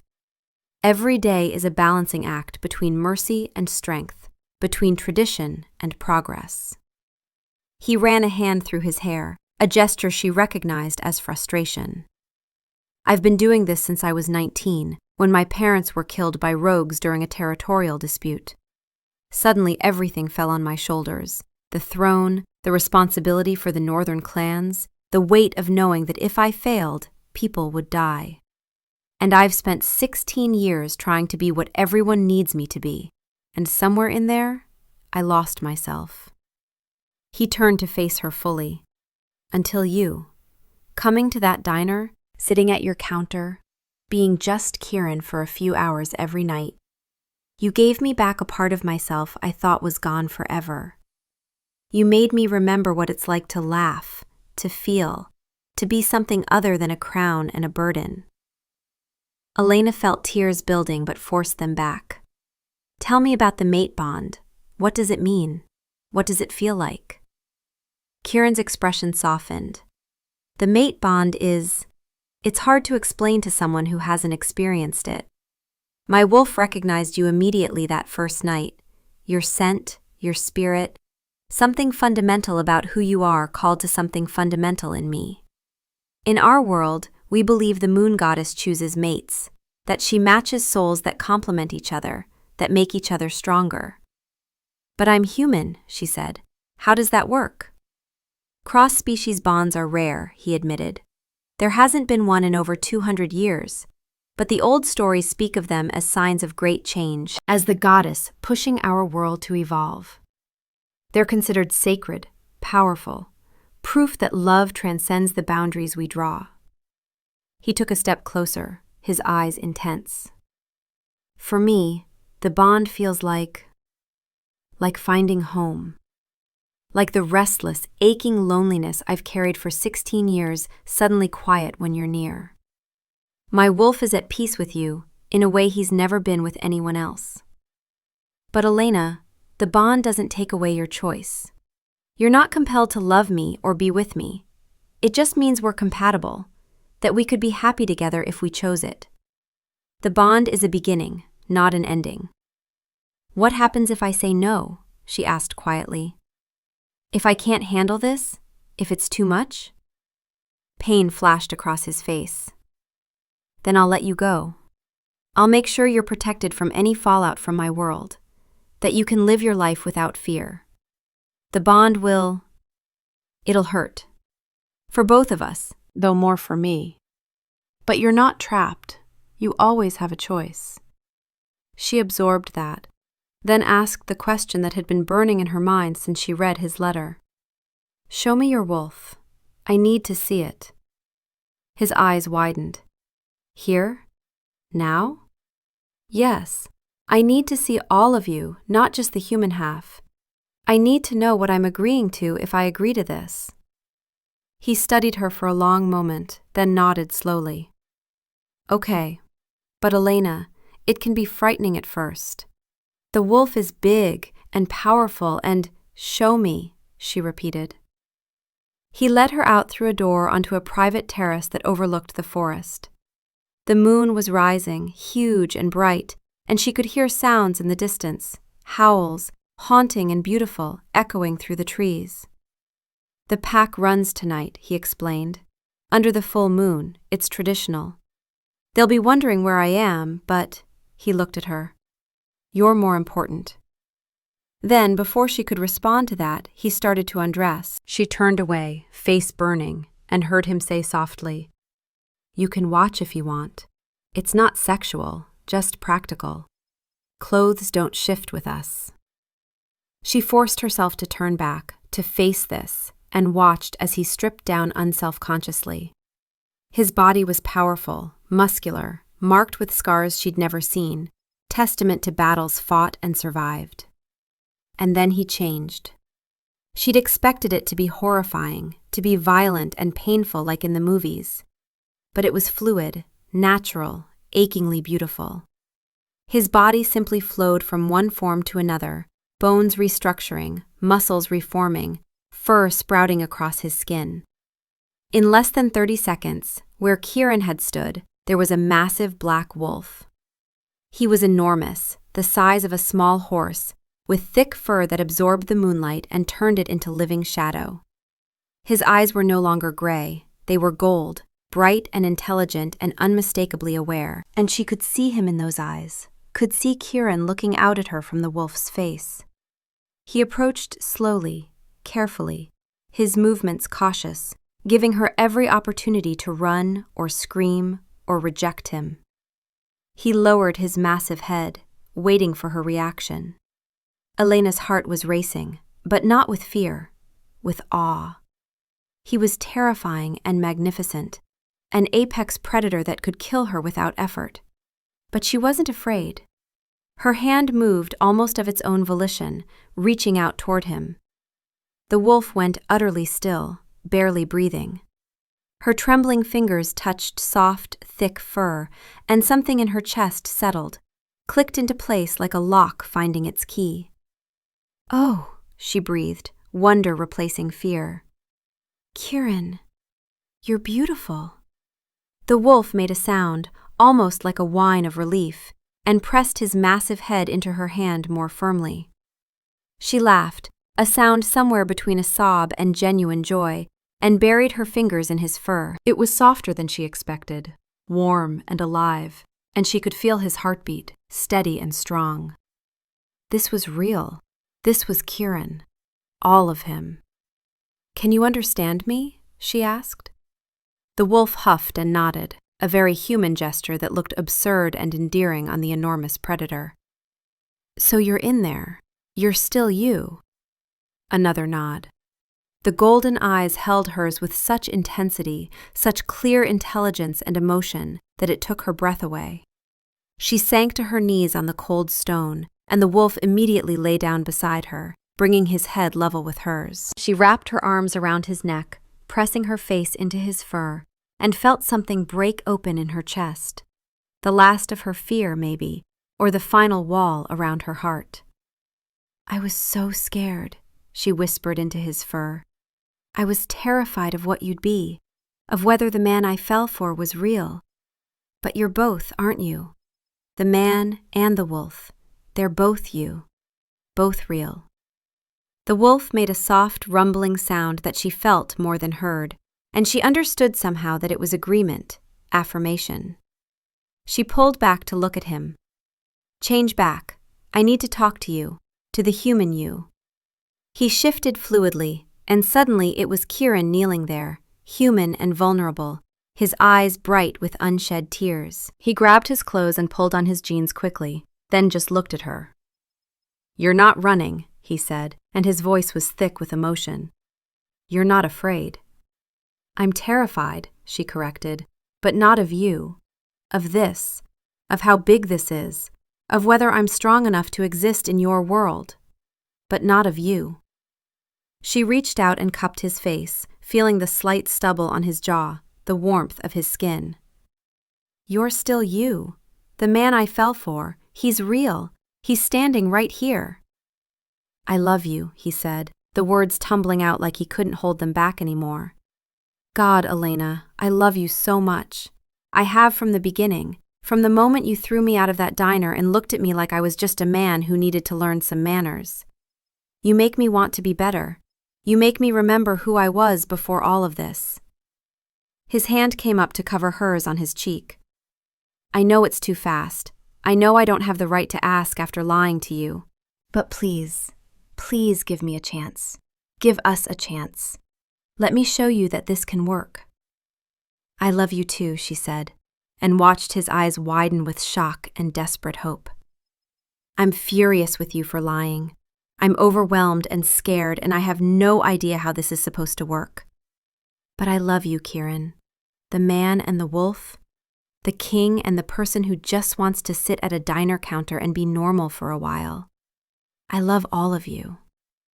The kiss, when it finally happened, was everything the almost kiss at the bus stop should have been, and more. He leaned in slowly, giving her time to change her mind, and when their lips met, it was soft and tentative and achingly sweet.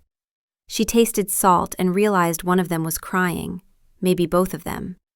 His hand came up to cup her jaw, gentle despite his strength, and she leaned into him, wrapping her arms around his neck and pulling him closer.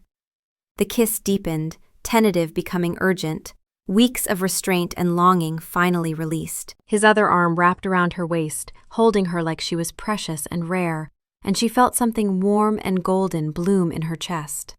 The bond, maybe, or just love, or maybe they were the same thing. When they finally broke apart, both breathing hard, he pressed his forehead to hers. "Thank you," he whispered. "Thank you for being brave enough to give me this chance. I swear I'll spend every day earning it." "You'd better," she said, but her voice was soft, without heat. "No more lies, Kieran. Ever. I don't care how scary the truth is. I need to know I can trust you." "No more lies," he promised. "No more secrets. Whatever you want to know, whatever you need, I'll tell you. Always." They sat like that for a long time, holding each other under the moon, while around them the forest echoed with the sounds of wolves running, wild and free. Eventually they went back inside, and he showed her more of his world. The grand halls where he held court, the training grounds where young wolves learned to fight, the libraries filled with centuries of pack history. She met more of his people, and while some were welcoming and others wary, they all showed her respect because Kieran made it clear she mattered to him. She met Gregor properly, and the stern beta bowed to her with genuine respect. "I apologize for frightening you at the diner," he said. "It was poorly handled. But for what it's worth, I'm glad you came. He's been different since he met you. Lighter, more like the alpha we used to know before the weight of the crown changed him." "Thank you for protecting him all these years," she said, and meant it. She met Lydia, a sharp-eyed she-wolf who served as Kieran's chief advisor and who looked at Elena with frank assessment. "You're not what I expected," Lydia said. "But I've watched him with you tonight, and I haven't seen him smile like that in years. If you're willing to try to make this work, you'll have my support." It was well past midnight when Kieran drove her back to the city himself. Gregor left behind with instructions to handle things for a few days. They held hands the entire drive, not talking much, just being together. When they reached her apartment building, neither of them wanted to say goodbye. "Come up," she said impulsively. "I'm not ready for you to leave yet." "Are you sure?" he asked, hope and desire warring with caution in his expression. "I don't want to push." "I'm sure," she said. "I'm not ready for everything, but I want you to stay. I want to fall asleep knowing you're there and wake up knowing you're real." His smile was like sunrise. They climbed the stairs to her tiny apartment, and she was suddenly self-conscious about the threadbare furniture and the peeling paint, comparing it to the grandeur of his estate. But he looked around with genuine interest, taking in her small collection of books, the wildflowers he'd sent that morning, the modest space she'd made into a home through sheer determination. "I love it," he said simply. "It's you, strong and beautiful and real." She made tea because she needed something to do with her hands, and they sat on her couch talking until almost dawn. She asked him about pack politics and territory disputes, and what it was like growing up knowing he'd be king someday. He asked her about the foster homes, about the dream of the bookstore cafe, about what had made her so fierce and protective. "I aged out of the system at 18, she told him, curled up beside him with his arm around her shoulders.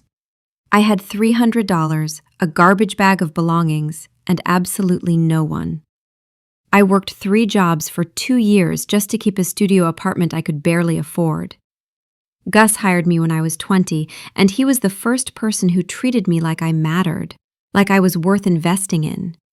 He taught me the job, taught me to stand up for myself, became the father I'd never had." "I'm sorry you went through that," Kieran said quietly. "No child should have to fight that hard just to survive." "It made me who I am," she said. Tough, independent, maybe a little too good at building walls. She looked up at him. You knocked those walls down. I don't know if I should thank you or curse you for it. Both, probably, he said with a slight smile, pressing a kiss to her hair. Can I ask you something? Anything. What happens now? I mean, realistically. You have a kingdom to run. I have a life here, a job, Gus and Sarah. How do we make this work? He was quiet for a moment, choosing his words carefully. That's up to you. I'm not going to pressure you to do anything you're not ready for. We can take this slow. I can keep coming to the city. We can keep seeing each other the way we have been, just with honesty now. Or if you want, you could spend time at the estate, see what life there is like, meet more of the pack. And eventually, she pressed, eventually the council will want to meet you formally. They'll want to evaluate whether you can be queen. He felt her tense and quickly added, but that's not for a while. I'll fight them on that, give you time to decide what you want. And Elena, if you decide you can't do this, if the reality of my world is too much, I'll understand. I'll step back, even though it'll destroy me, because your happiness matters more than mine. She was quiet for a long time, processing. I need time, she said finally. I need to keep working at the diner, keep my life here, while I figure out if I can handle your world. Is that okay? That's more than okay, he said, relief evident in his voice. Take all the time you need. I'm not going anywhere. They fell asleep like that, her head on his chest, his arms wrapped around her, both fully clothed on top of the covers. It wasn't romantic or passionate, it was just comfortable and right, two people finding peace in each other's presence. When she woke to gray morning light, she found him already awake, watching her with such tenderness it made her breath catch. Hi, she whispered. Hi, he whispered back. Still here, still real. She smiled and kissed him, morning breath be damned, and felt the bond between them pulse with warmth and certainty. They could make this work. It would be hard and complicated and sometimes terrifying, but they could make this work. Over the next 2 months, they built something real. Kieran came to the city 3 or 4 times a week, always showing up at the diner for her shift, always sitting at the same stool. The routine was familiar and grounding, but now it was underscored with honesty. He told her about his days, the negotiations, the disputes, the weight of decisions. She told him about difficult customers, and Sarah's progress in nursing school, and her dreams for the future. He took her to the estate on weekends, introducing her gradually to more of his world. She met pack members and learned about shifter culture, and began to understand the intricate web of politics and relationships that governed his life. Some wolves welcomed her warmly. Others were skeptical or openly hostile to the idea of a human mate. She learned to hold her head high and meet their doubts with the same fierce defiance she'd shown Kieran that first night. I'm not here to prove anything to you, she told one particularly hostile she-wolf who questioned her qualifications. I'm here because your alpha chose me, and I chose him back. If you have a problem with that, take it up with him. The she-wolf had backed down, and word spread. The alpha's mate had claws, even without shifting. Kieran's wolf became familiar to her. He would shift, and they would walk through the forest together, her hand buried in his fur, and she would talk to him about everything and nothing. She learned to read his body language, to understand what different sounds meant, to see him in both forms. She met the other 3 human mates in the pack, women who'd found themselves in her position years ago and who took her under their wing, teaching her the unwritten rules of existing between 2 worlds. They warned her about the council meeting that would eventually come, about the prejudices she'd face, about the loneliness of being different. But they also told her it was worth it, that loving a wolf was worth every challenge. By the end of the 2nd month, Elena felt like she was living 2 lives, waitress by day, future queen by weekend. and the split was starting to wear on her.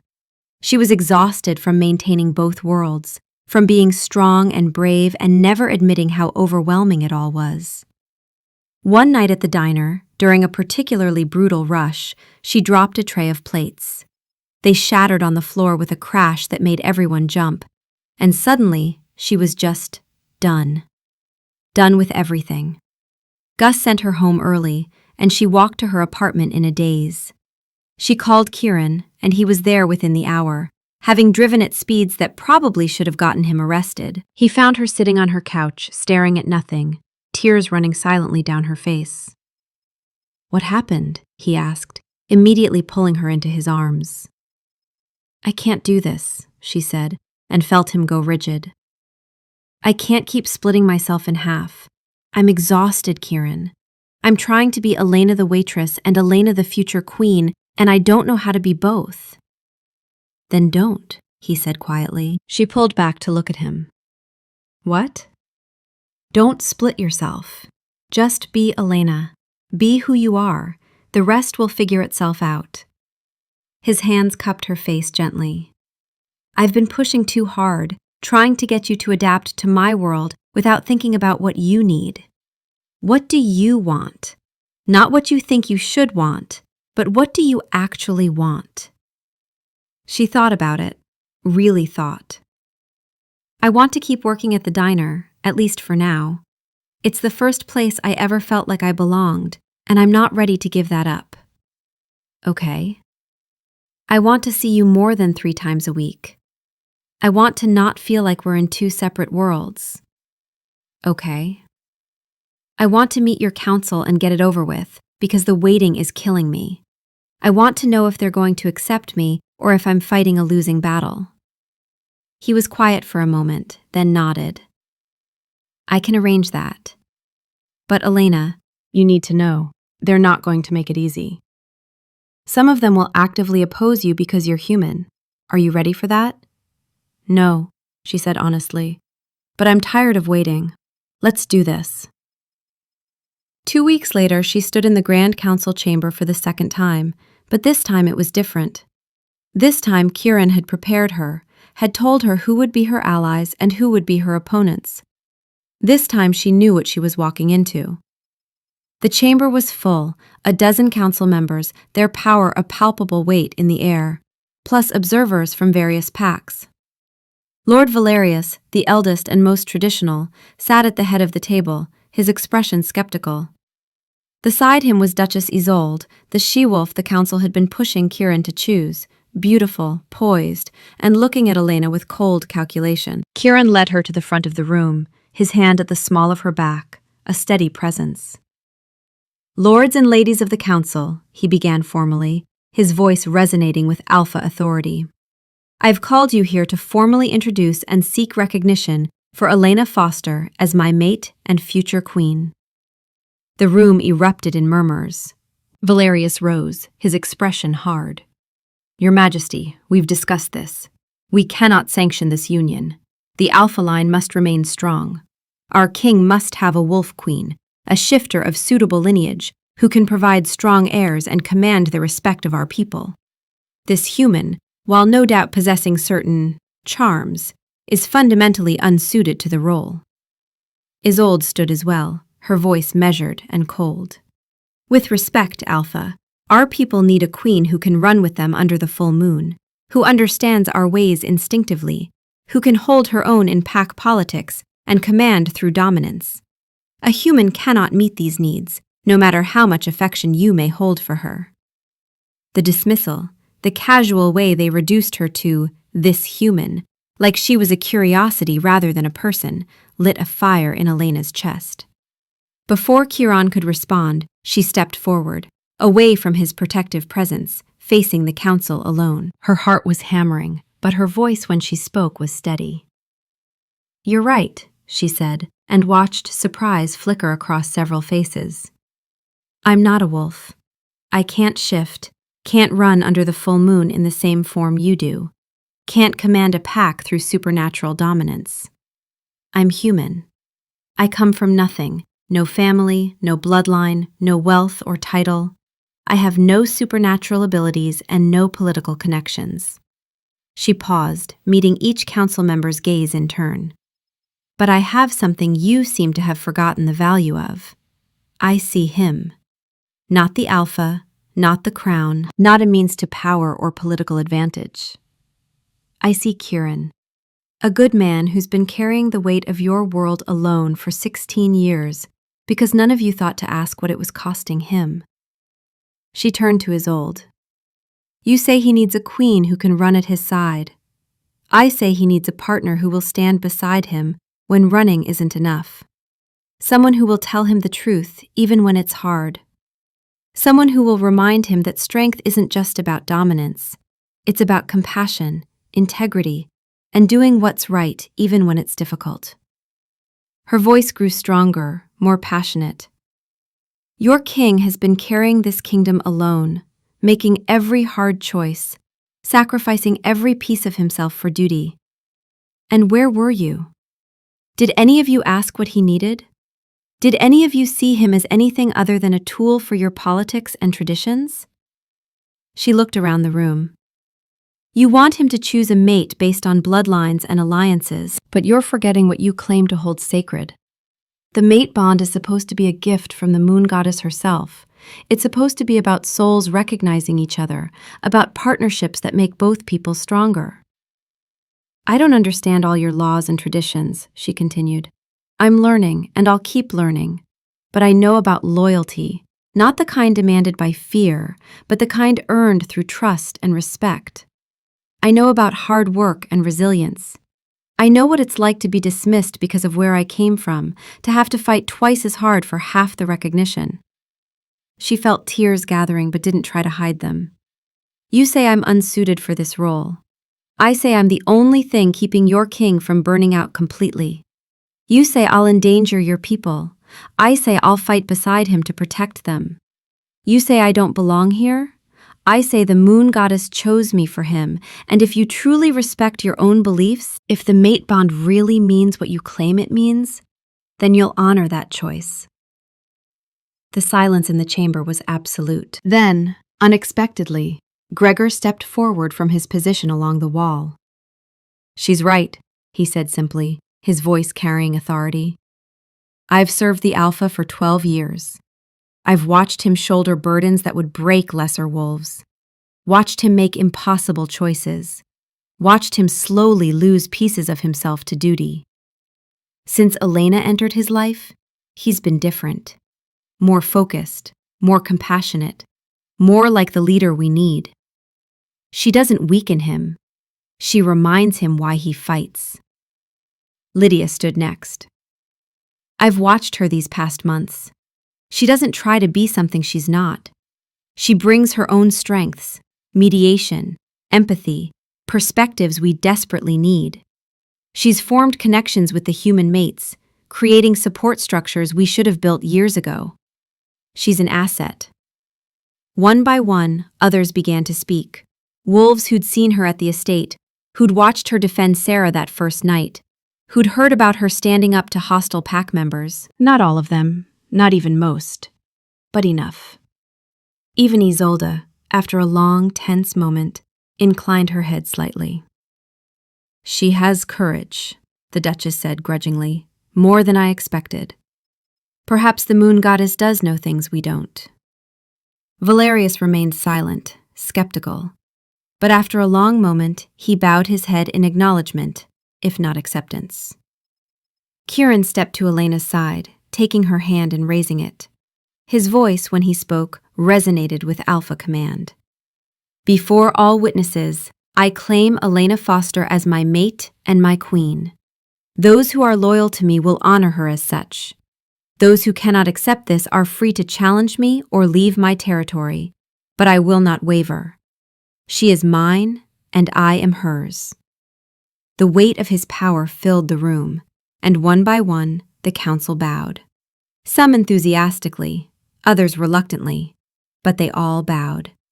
The bond had been recognized. Later, alone in his quarters, Kieran pulled her into his arms and held her so tightly she could barely breathe. You were magnificent, he murmured into her hair. I've never been more proud of anyone in my life. You faced down the entire council and won." "We won," she corrected. "Together. That's how this works now. Together." "Together," he agreed, and kissed her with all the love and relief and desire he'd been holding back.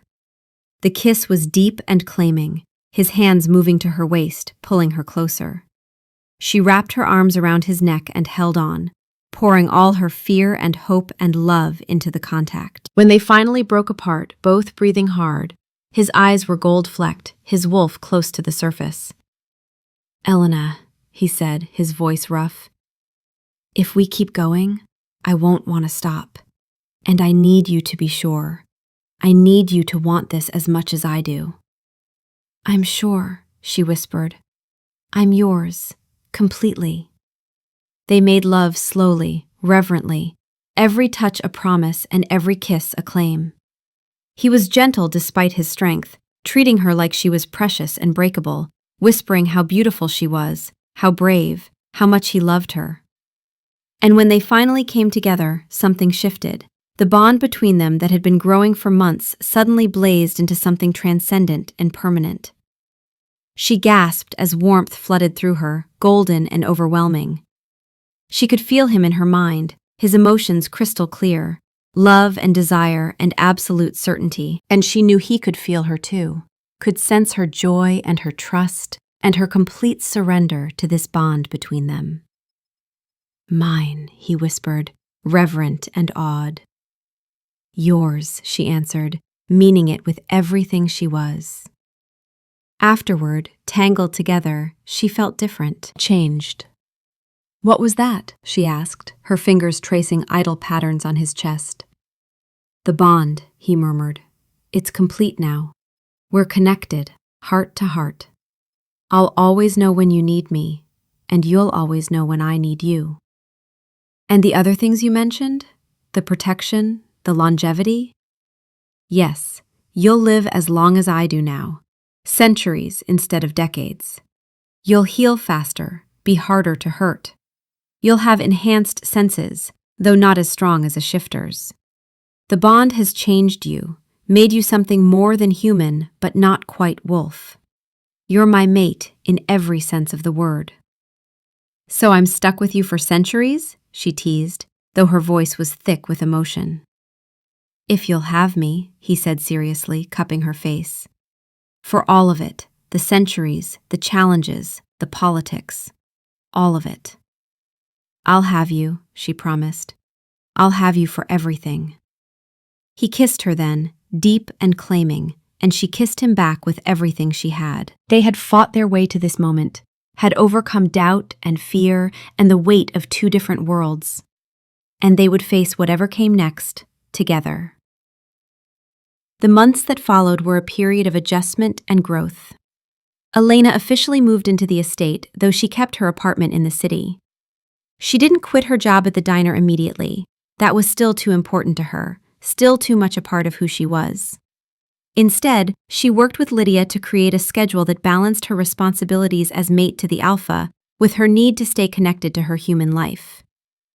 She worked 3 shifts a week at the diner, and Kieran made a point of showing up for at least one of them, sitting at his stool, their stool, and just being Kieran and Elena for a few hours. Gus had been stunned when she'd finally told him the truth, or a version of it, carefully edited to protect the secrecy of the shifter world while giving him enough information to understand.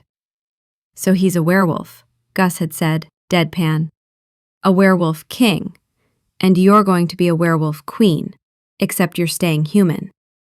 "Pretty much," she'd said. "Does he treat you right?" "Better than I ever thought possible." Gus had studied her for a long moment, then nodded. "That's all that matters then. You keep that job as long as you want it, kid. Don't let anyone tell you who you have to be." She spent her other days learning to be a queen. She worked with the human mates to establish formal support systems and advocacy groups. She mediated disputes between pack members, bringing a human perspective that often cut through supernatural posturing. She started initiatives close to her heart. A fund for children aging out of foster care, both human and shifter, ensuring they had resources and support. She opened a library at the estate that was free to all pack children, finally creating the safe, welcoming space she'd always dreamed of. And slowly, gradually, the pack began to love her. Not all of them, not even most at first, but enough. She moved through the estate not with the arrogance of a queen trying to prove something, but with the quiet dignity of a woman who knew her own worth. She was still herself, unimpressed by titles, fiercely protective of the underdog, brutally honest when Kieran needed to hear hard truths. She became his conscience, his anchor, the one person who would always tell him when he was being too harsh or too lenient, when he was tempted by political expediency or became frustrated with the slow pace of change. She would look at him with those clear, honey-colored eyes and ask, "Is this right, Kieran? Is this just?" And he would listen, because she kept him tethered to the good man he wanted to be. 6 months after the council meeting, the situation with Alpha Marcus of the Southern Ridge finally came to a head.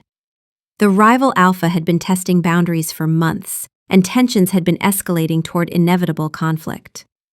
Marcus had heard about Kieran's human mate and saw her as a weakness to exploit.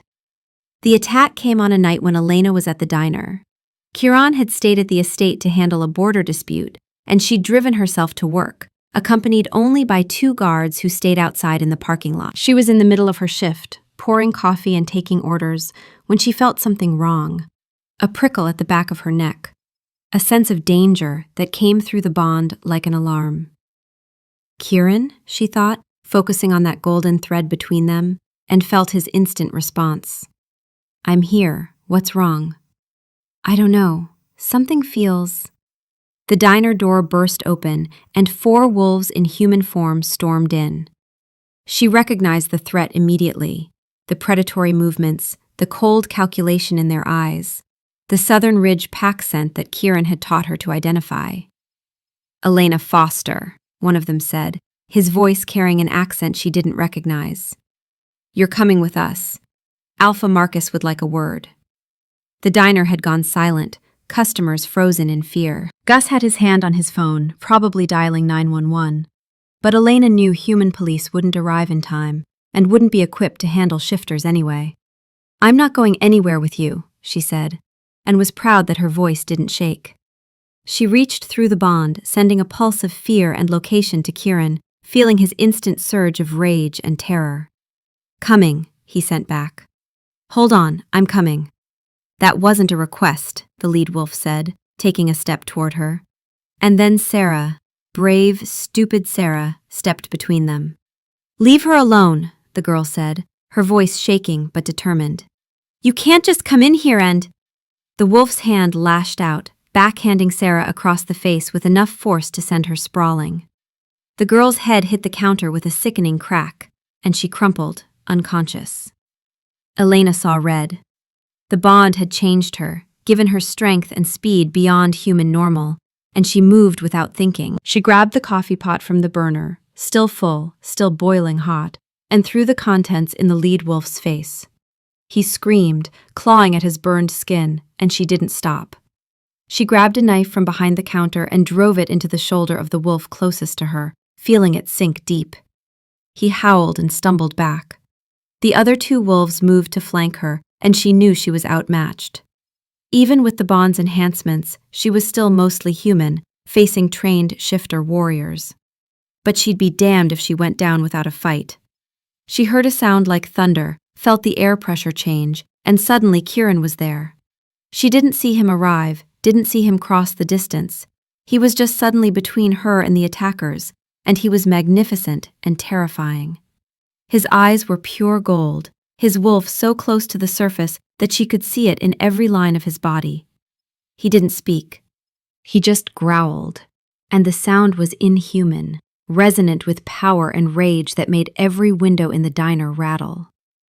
2 of the Southern Ridge wolves shifted involuntarily, their control broken by the alpha command in that growl, and fled.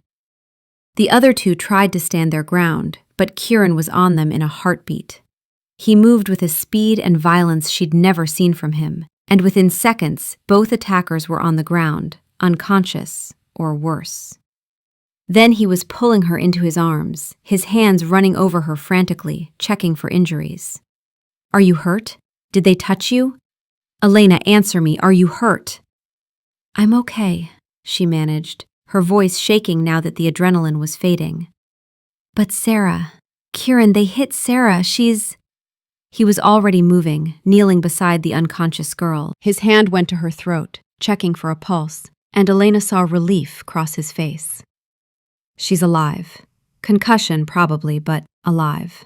He pulled out his phone and barked orders. She heard him demand medical assistance, cleanup crews, someone to handle the human witnesses and do memory modification. Then Gregor was there with more wolves, securing the scene, and Kieran was pulling her outside into the cold night air.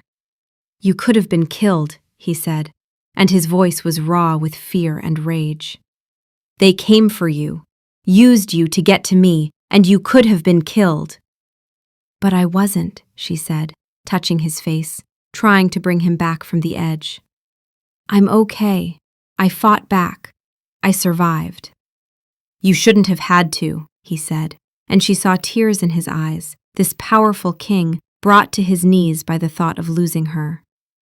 This is my fault. I put you in danger just by loving you. No, she said fiercely. Don't you dare. They put me in danger by choosing to attack. You didn't do this, they did. And I chose this, Kieran. I chose you, knowing there would be risks. I'm not some fragile thing that needs to be wrapped in cotton. I can handle myself. I saw that, he said, and despite everything, a flash of pride crossed his face. You threw boiling coffee in his face and stabbed the other one. My fierce mate. Damn right, she said. And I'll do it again if I have to. I'm not afraid of your world, Kieran. I'm part of it now. The aftermath was complicated. Sarah woke up with no memory of the attack. One of Kieran's people had worked some kind of memory charm, believing she'd simply slipped and hit her head. The other customers' memories were likewise adjusted, the incident rewritten as an attempted robbery by ordinary humans who'd been scared off. Gus, though, remembered. He'd been resistant to the memory modification, some quirk of human will that occasionally happened, and Kieran had made the decision to tell him the truth. The old man had listened to the whole story, then looked at Elena and said, You really love this werewolf king, kid? I really do, Gus. And he treats you right? You're happy? Happier than I've ever been. Gus had turned to Kieran then. You keep her safe. I don't care if you're a king or a wolf or whatever. You keep my girl safe or you answer to me. Clear? Crystal clear, sir, Kieran had said with absolute seriousness. I swear it on my life and my crown. The attack had consequences beyond the immediate danger. Kieran called a summit with Alpha Marcus and the confrontation was tense and violent. Elena wasn't there. Kieran had insisted she stay at the estate under heavy guard. But she felt echoes of it through the bond, his rage and his restraint warring throughout the meeting. In the end, Marcus backed down. The message had been clear. Elena was under the protection of the Alpha King himself, and any who touched her would face his full wrath. The Southern Ridge Alpha publicly apologized and offered reparations, though everyone knew it was a tactical retreat rather than genuine remorse. But it was enough. The threat, for now, was neutralized. 2 months later, on a crisp winter evening, Kieran took her back to the Greasy Spoon. It had become their tradition. Once a month, they would slip away from the estate and sit at the counter where it all began. Just Kieran and Elena, no titles or crowns. Gus made them meatloaf and terrible coffee, and they talked about everything and nothing. I've been thinking, Kieran said, playing with her fingers across the counter. About what you said. About your dream of the bookstore cafe. That's just a dream, she said. It's not realistic now that I'm… What if it was? He interrupted. What if we made it real? She stared at him. What are you talking about? There's a property in the city, a beautiful old building with big windows and good bones. I bought it last week. He pulled out a folder with photos, a gorgeous historic building with high ceilings and exposed brick and perfect natural light. It's yours if you want it. We can renovate it however you want. Bookstore on the first floor, cafe on the second, maybe event space in the basement. Your bookstore, Elena. The safe space you've always dreamed of creating. Tears were streaming down her face. Kieran, you've adapted to my world, taken on responsibilities you never asked for, and become a queen when all you wanted was a quiet life. Let me give you this. Let me help you build your dream. She launched herself at him, kissing him in the middle of the diner, to Gus's delighted laughter and the applause of the few customers. Yes, she said against his lips. Yes, yes, 1,000 times yes. A year after that first confrontation in the diner, Elena stood in her bookstore at the grand opening. The space was everything she'd dreamed. Comfortable chairs, warm lighting, shelves full of books, and a cafe serving good coffee and fresh pastries. A place where people could just exist without pressure, where everyone was welcome.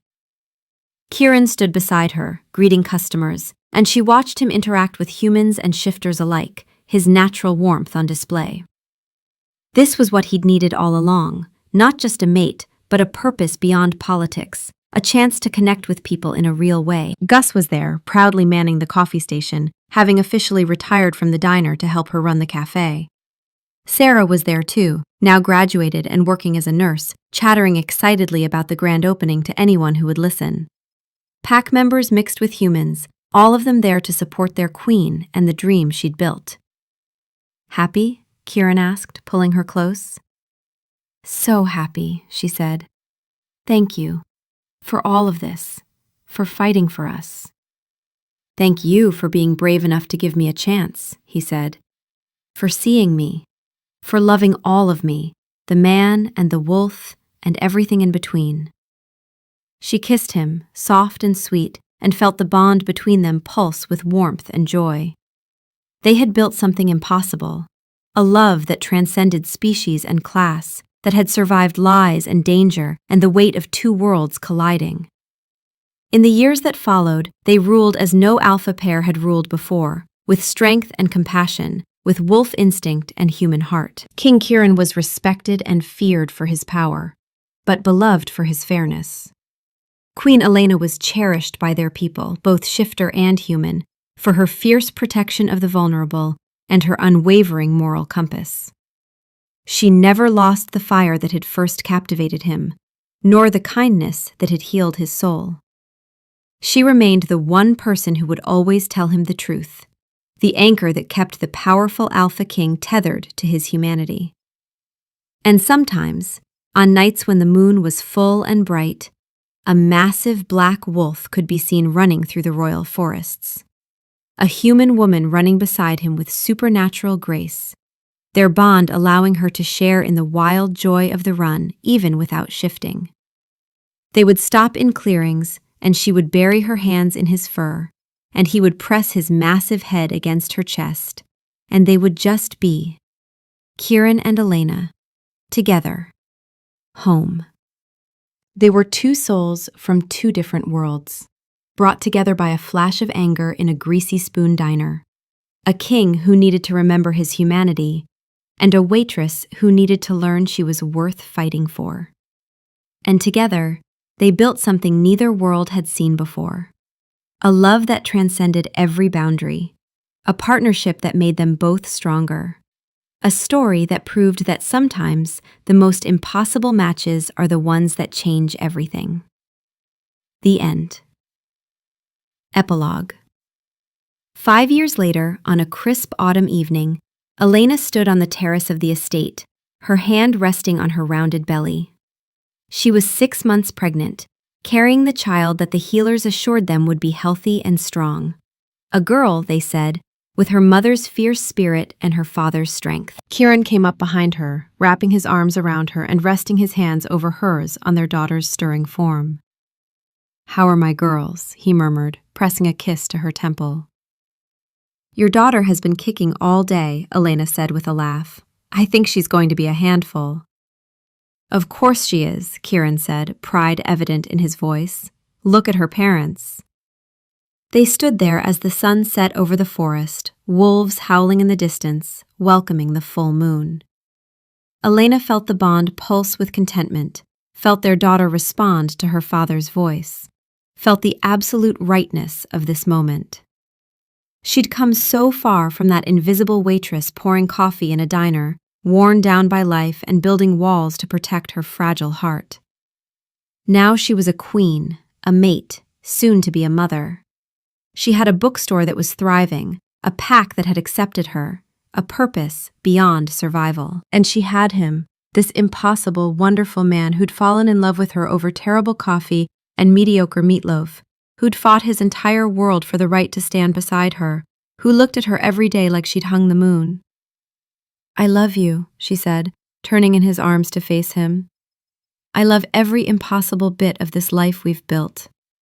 "I love you too," he said, and kissed her as the full moon rose over the mountains, bathing them in silver light. "My fierce mate, my Elena, my home." And in the diner in the city, at booth 4 where it all began, a small plaque had been mounted. Here, a king learned humility and a waitress learned her worth. Here, two worlds collided and love won.